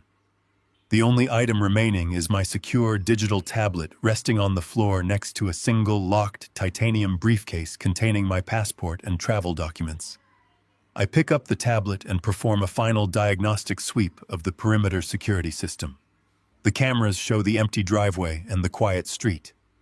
The syndicate enforcers have not returned. The local police have long since processed the workshop crime scene. I initiate a complete factory reset on the surveillance network, wiping the hard drives and scrambling the local data storage. I slip the tablet into the titanium briefcase and secure the dual biometric locks. I walk out the front door for the last time. I do not look back at the empty house. I lock the heavy deadbolt, tossing the brass key into the dense rhododendron bushes near the porch. A private executive transport vehicle is waiting for me at the curb, its engine idling smoothly in the crisp morning air. I slide into the luxurious leather back seat. I instruct the driver to take me to the international terminal of the primary regional airport. I leave nothing behind but the cold, hard reality of their own devastating failure. The life I built here is finished, and my new existence begins with absolute, unencumbered freedom. The financial vacuum creates an immediate and brutal physical reality for Rachel. The shadow creditors do not file civil lawsuits in public courts. They do not send polite demand letters through corporate attorneys. They simply arrive and take what is owed to them. I receive the intelligence through a highly discreet digital channel connected to my legal team. The men in the tailored charcoal suits moved with terrifying efficiency. They intercepted Rachel at the luxury condominium just hours before the armed county sheriffs arrived to execute my formal eviction notice. They did not touch her physically, but they systematically stripped her of every remaining tangible asset. They confiscated the electronic keys to her imported sports car, right out of her trembling hands, driving the vehicle away as collateral. They brought in digital extortion specialists who forcefully accessed Cameron's encrypted laptop right there on the kitchen island. They permanently locked Rachel out of the offshore shell accounts she had desperately planned to use as her emergency escape fund. The syndicate drained those hidden digital vaults down to absolute zero, recouping a fraction of the massive capital Cameron had stolen from their employers. Rachel was left standing on the freezing pavement, with nothing but the wrinkled designer clothes on her back and a leather purse containing a few worthless, deactivated debit cards. The luxurious, heavily insulated reality she had enjoyed for her entire adult life evaporated into the biting autumn air. She was completely isolated, hunted by dangerous underworld figures, and completely devoid of any legitimate sanctuary. Desperation strips away rational logic and breeds a profound, self-destructive recklessness. Rachel quickly realizes she has no loyal friends willing to shelter a woman targeted by a violent criminal syndicate. She cannot check into a secure hotel. She cannot purchase a commercial plane ticket. Her primal survival instinct overrides her fading common sense. She resorts to the absolute final avenue she believes is still open to her. She retreats to a cheap, dimly lit internet cafe on the industrial edge of the city, constantly checking over her shoulder for the men in the charcoal suits. She pulls an old, worn leather planner from the bottom of her designer purse. Years ago, during a brief period when I required logistical assistance managing minor estate expenses following an overseas business trip, I granted Rachel temporary authorized user access to my primary domestic financial accounts. I legally and permanently revoked that access the very moment I returned. However, the physical access codes, the institutional routing numbers, and the secondary numerical authorization pins remained written down in the margins of her planner. She foolishly assumes the massive 8-figure sum from the highly publicized commercial property sale is resting unprotected in that specific domestic account. She logs on to the public computer terminal, her manicured fingers flying across the sticky, unwashed keyboard. She attempts to initiate a massive, untraceable wire transfer to a newly opened, anonymous digital wallet. She genuinely believes she is executing a brilliant invisible theft that will fund her disappearance across international borders. She fundamentally misunderstands the sophisticated architecture of modern institutional wealth management. My primary accounts are guarded by an advanced multi-tiered biometric security apparatus designed specifically to trap and destroy financial predators. The exact moment Rachel inputs the archaic revoked authorization code, a silent, invisible tripwire snaps on the bank's secure mainframe. The automated fraud detection algorithms immediately flag the unauthorized login attempt. The system instantly registers the massive discrepancy between the requested transfer amount and the historical account activity. It rapidly identifies the compromised, unrecognized Internet Protocol address, originating from a public commercial network rather than a verified residential server. The bank does not simply block the illicit transaction. The artificial intelligence protocols automatically classify the breach as a high-level malicious cyber intrusion. It generates an unassailable, non-negotiable felony alert directly to the Federal Financial Crimes Division. I am sitting in my secure hotel suite when the notification arrives on my encrypted tablet. I watch the glowing digital readout detail the exact geographic location, the timestamp, and the specific nature of the attempted theft. I do not intervene. I do not call the bank to cancel the alert or offer an explanation. I simply pour myself a glass of sparkling water and watch the digital trap close completely around her. I allow the absolute crushing weight of federal law enforcement to mobilize against my own treacherous daughter. The automated banking system requires physical in-person verification to finalize any flagged transaction of that extreme magnitude. The glowing screen at the internet cafe instructs Rachel to visit a local commercial branch to verify her identity and manually authorize the release of the funds. Blinded by greed and sheer panic, she complies with the fatal instruction. She walks into the pristine marble-floored lobby of the downtown financial center. She constantly adjusts her wrinkled designer coat, attempting to project a fragile aura of arrogant wealth. She marches directly to the teller window and demands the immediate release of the capital, sliding her state identification across the polished counter. The teller, already alerted by the internal security network flashing on the monitor, politely asks her to wait, while the branch manager approves the massive transfer. Rachel taps her fingers impatiently against the marble, entirely unaware that the heavy bulletproof glass doors behind her have just been locked by security. 3 federal investigators wearing dark tactical windbreakers enter the bank lobby. They flank Rachel at the teller window, immediately cutting off any physical possibility of escape. The lead agent speaks in a loud, commanding voice that echoes across the silent, crowded room. He informs her that the transaction is permanently denied. He states clearly that she is being detained for attempting to breach a secure federal financial institution using stolen, revoked credentials. The sharp, metallic click of heavy steel handcuffs echoes sharply against the marble floor. Rachel screams, thrashing wildly against the counter, but the federal agents secure her arms behind her back with effortless, practiced force. The lead investigator recites the formal criminal charges as they drag her struggling toward the exit. Attempted bank fraud, aggravated identity theft, premeditated conspiracy to commit federal wire fraud. The public humiliation is absolute and completely irreversible. Dozens of commercial bank customers record the violent arrest on their mobile devices, digitally capturing the final pathetic collapse of the arrogant heiress. The federal agents force her into the back of a dark, reinforced transport vehicle. The heavy steel doors slam shut, severing her connection to the outside world completely. She is processed through the cold, concrete corridors of the federal justice system without a single ounce of mercy or special treatment.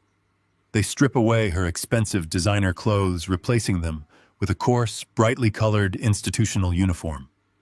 She is fingerprinted, photographed, and stripped of her remaining dignity. She is transported directly to the exact same high-security federal holding facility currently housing her disgraced husband. The toxic, parasitic ecosystem they built together on a foundation of deception, manipulation, and lethal ambition is utterly annihilated. They are locked away in separate, windowless concrete cells, permanently isolated from civil society and entirely dependent on the brutal, unforgiving reality of the criminal justice system. The immense wealth they spent years plotting to steal remains perfectly secure, growing exponentially in a blind trust thousands of miles away from their reach. They sacrificed their freedom, their humanity, and their future for a financial prize they could never possibly possess. I closed the secure monitor on my tablet, the final digital readout confirming her successful, permanent incarceration. The final piece of the defensive perimeter locks firmly into place, leaving me in total, undisturbed peace. The heavy mahogany doors of the federal courthouse yield under my hand, pushing open to reveal a cavernous architectural space designed to intimidate. The interior air is aggressively filtered, smelling faintly of industrial floor wax and old legal parchment. This is the terminal destination for arrogance. I bypass the milling crowds of frantic defense attorneys and weeping family members gathered in the main atrium. My pace is entirely deliberate and measured. The metal detectors at the security checkpoint whine briefly as the armed guards examine my leather briefcase. I pass through the barricade without a single incident. I step into courtroom number 4. The gallery pews are constructed of rigid, solid oak, offering absolutely no comfort. I choose a seat in the second row, directly behind the prosecution table. The fluorescent lights overhead hum with a continuous, faint vibration. The environment is completely sterile and devoid of any human warmth. It is the perfect arena for the final transaction between myself and the parasites who attempted to end my life. The heavy side door adjacent to the raised judicial bench swings open on silent hinges. A pair of heavily armed federal marshals step into the room, scanning the perimeter. They are followed immediately by Rachel and Cameron. The visual transformation of my former family members is absolute and breathtaking. The bespoke Italian suits and tailored designer dresses are gone forever. They are both swimming in oversized bright orange federal detention jumpsuits. Heavy steel chains connect their wrists to thick leather belts around their waists. Their ankles are shackled together, forcing them into a humiliating, awkward, shuffling gait. Cameron looks completely hollowed out. His skin has taken on a sickly gray pallor, and his shoulders are slumped forward in a posture of total, irreversible defeat. He stares rigidly at the floor, refusing to look at the gallery or the judge. Rachel is reacting entirely differently. Her eyes dart frantically around the massive room like a trapped animal searching for an invisible exit. She scans the wooden pews, searching the faces of the strangers. Her gaze snaps onto me. The desperation radiating from her face is a tangible physical force. She leans forward against the heavy wooden defense table, dragging her chains across the surface. She silently mouths the word "Dad" across the open space. She is attempting to summon a ghost. She is looking for the compliant, generous old man she spent years manipulating and bleeding dry. She silently begs for a miraculous maternal intervention, for a sudden wave of unconditional forgiveness to wash over me and halt the massive legal machinery grinding her into dust. I do not blink. I do not offer a single millimeter of comfort or recognition. I stare back at her with the cold, analytical detachment of a biologist examining a dangerous pathogen securely contained behind thick, reinforced glass. The absolute absence of empathy on my face registers in her wide, panicked eyes. The remaining color drains completely from her cheeks. She slumps back into her heavy wooden chair, realizing the fortress walls are permanently sealed. The federal judge strikes his wooden gavel against the sounding block. He announces a 15-minute recess to review a massive stack of preliminary bail motions filed by the frantic public defenders assigned to the case. The judge stands and disappears into his private chambers. The courtroom instantly erupts into a low, chaotic murmur of hushed conversations. The marshals instruct the defendants to remain seated and keep their hands visible on the table. I stand up from the hard oak pew.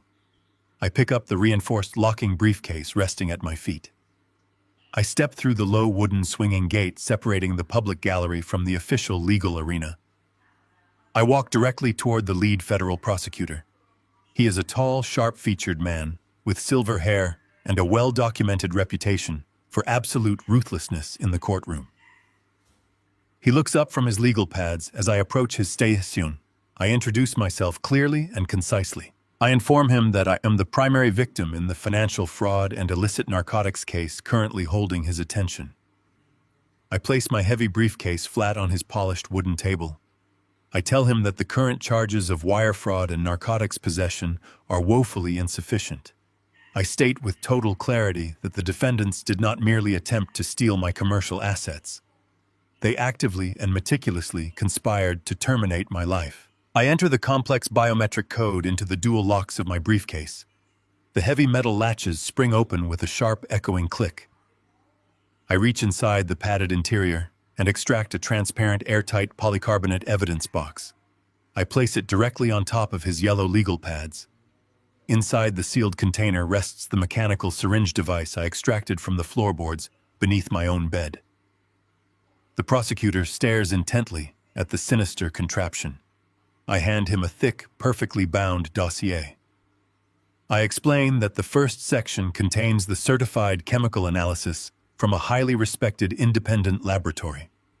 The documentation proves beyond any reasonable doubt that the residual liquid inside the syringe is a highly lethal, untraceable synthetic neurotoxin. I instruct him to turn to the second section of the dossier.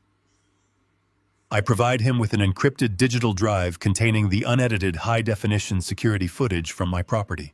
I describe exactly what the video files contain. The footage clearly shows Cameron crawling beneath the chassis of my vintage truck, holding heavy industrial wire cutters. It shows him systematically severing the primary brake line just hours before I was scheduled to drive down a steep, winding mountain road. The prosecutor's eyes widen dramatically as he scans the certified chemical analysis and the time-stamped photographic stills printed in the dossier. The realization of the sheer magnitude of the conspiracy hits him instantly.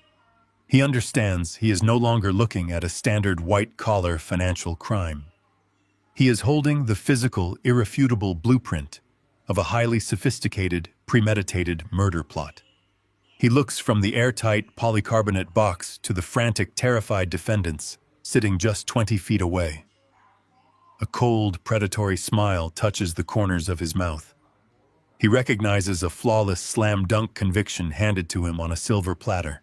The prosecutor pulls a stack of blank formal declaration forms from his leather satchel. He slides them across the smooth table toward me along with a heavy black fountain pen. He informs me that these signed documents will officially upgrade the federal indictment against both individuals. I uncap the pen. I do not hesitate for a fraction of a second. I press the steel nib against the thick paper. I sign my full legal name with aggressive, fluid strokes. I authorize the maximum federal charges for premeditated attempted murder against both Cameron and Rachel. I sign the secondary legal declarations certifying the exact chain of custody for the physical evidence. The ink flows dark and permanent across the white pages. Every single signature acts as a heavy steel blade severing the final microscopic threads of our biological connection. I cap the pen and place it gently back on the table. The prosecutor securely locks the airtight box and the dossiers inside his own transit case. He extends his hand. We shake, firmly cementing the destruction of my enemies. I turn my back to the prosecution table. The marshals are already moving in to secure the defendants. Rachel realizes exactly what has just transpired. The sheer panic completely overrides her institutional restraints. She stands up violently, knocking her heavy wooden chair backward onto the polished marble floor. The steel chains rattle loudly against the desk. She screams my name. Her voice echoes off the high vaulted ceiling, creating a shrill, desperate sound of absolute ruin. She begs me to stop the process. She screams that she is my daughter. Cameron tries to pull her back down to avoid further punishment, but the marshals intercept them both, pinning them roughly against the defense table. I do not break my stride. I do not turn my head. I do not offer them a single final glance. I walk straight down the center aisle of the courtroom. The desperate shouting fades behind me as I push my weight against the heavy mahogany doors. I step out into the bright, blinding sunlight of the courthouse plaza. The freezing autumn wind hits my face. I draw in a long, deep breath of clean air. The surgical extraction is entirely complete. The rot has been entirely removed from my existence.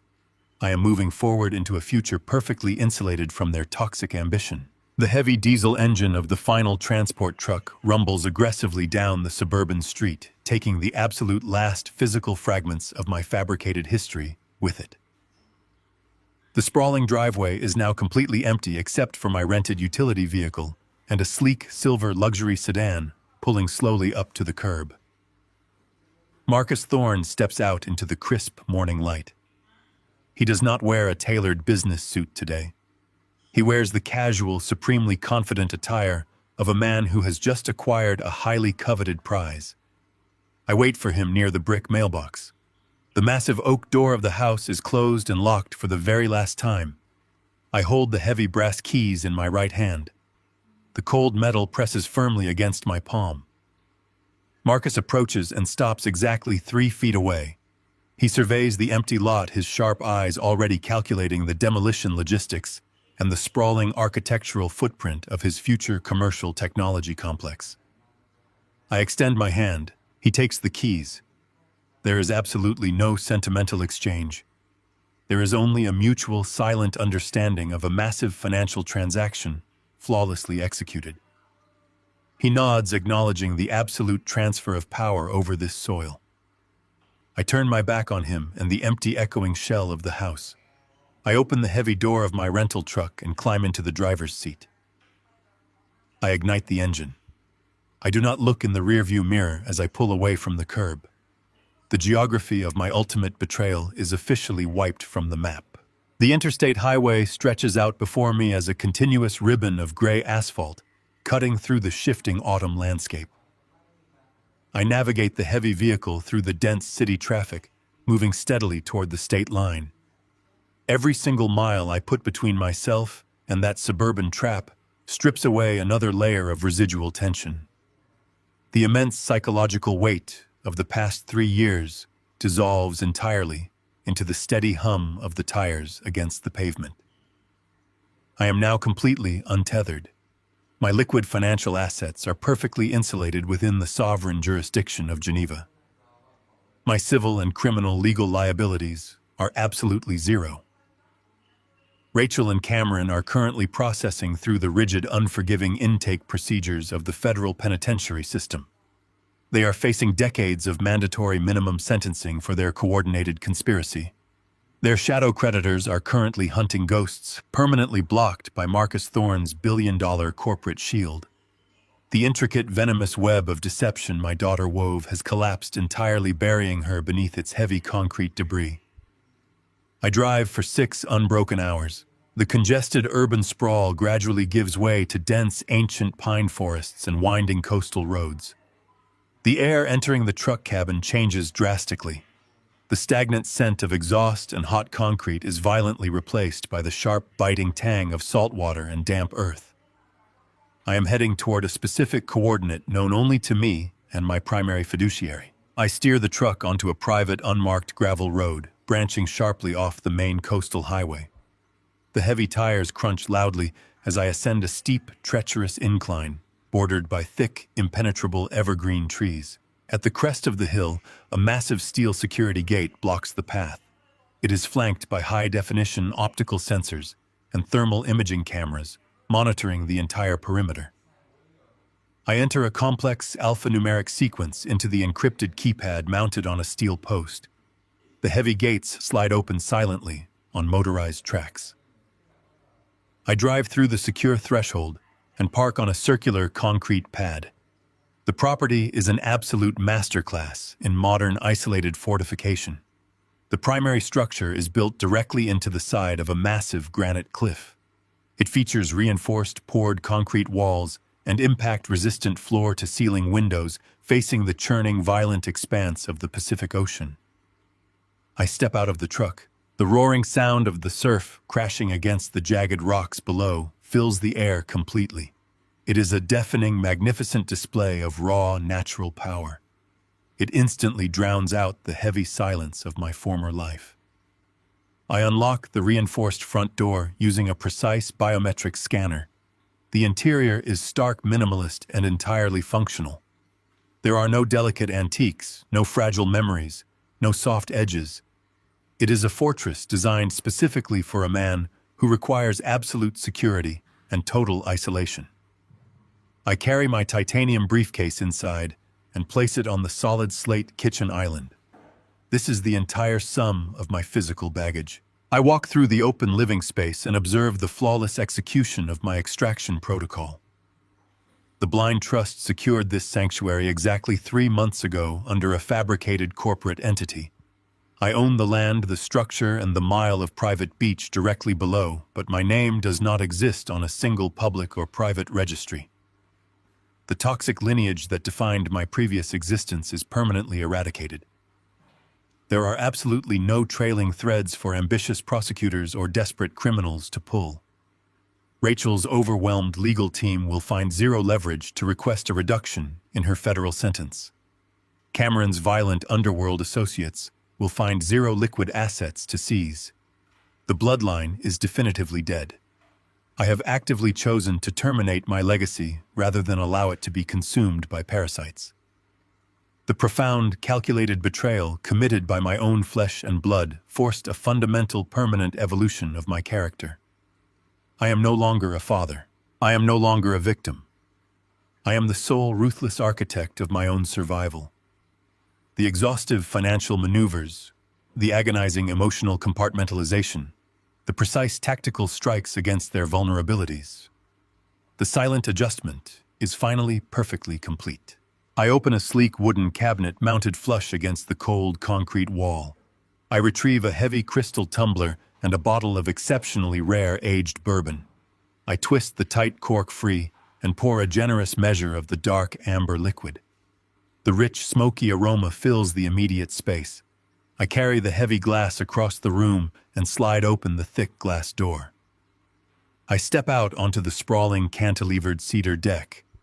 The freezing ocean wind hits my face instantly. It is aggressive and entirely clean. It is completely untainted by the deceit, the manipulation, and the cloying, synthetic perfumes of my destroyed past. I walk to the stainless steel railing and look out over the violent, chaotic water. The horizon is a sharp, unforgiving line separating the dark ocean from the fading gray sky. The incoming tide crashes heavily against the granite foundation of my new home, sending massive plumes of white spray dozens of feet into the cold air. I stand tall against the biting wind. I raise the crystal tumbler to the empty, vast horizon. The heavy bourbon burns pleasantly as I take a slow, deliberate sip. I embrace the pristine, untouchable silence that exists just beneath the deafening roar of the ocean. It is the profound, resonant sound of absolute, uncompromising victory. I have successfully navigated the darkest trench of human betrayal and emerged completely unscathed. My legacy is secured entirely on my own terms. I am finally permanently free. True family is defined by unwavering loyalty and mutual respect rather than the mere accident of biological connection. When greed and entitlement corrupt those closest to you, the most profound act of self-preservation is the willingness to sever the infected bonds entirely. Emotional vulnerability will always be weaponized by parasitic individuals seeking unearned resources. Building an impenetrable fortress around your assets and your peace of mind requires cold, calculated detachment and absolute finality. Real victory is not found in seeking an apology from a traitor, but in achieving complete, untouchable independence. Please share your thoughts on this story in the comments below.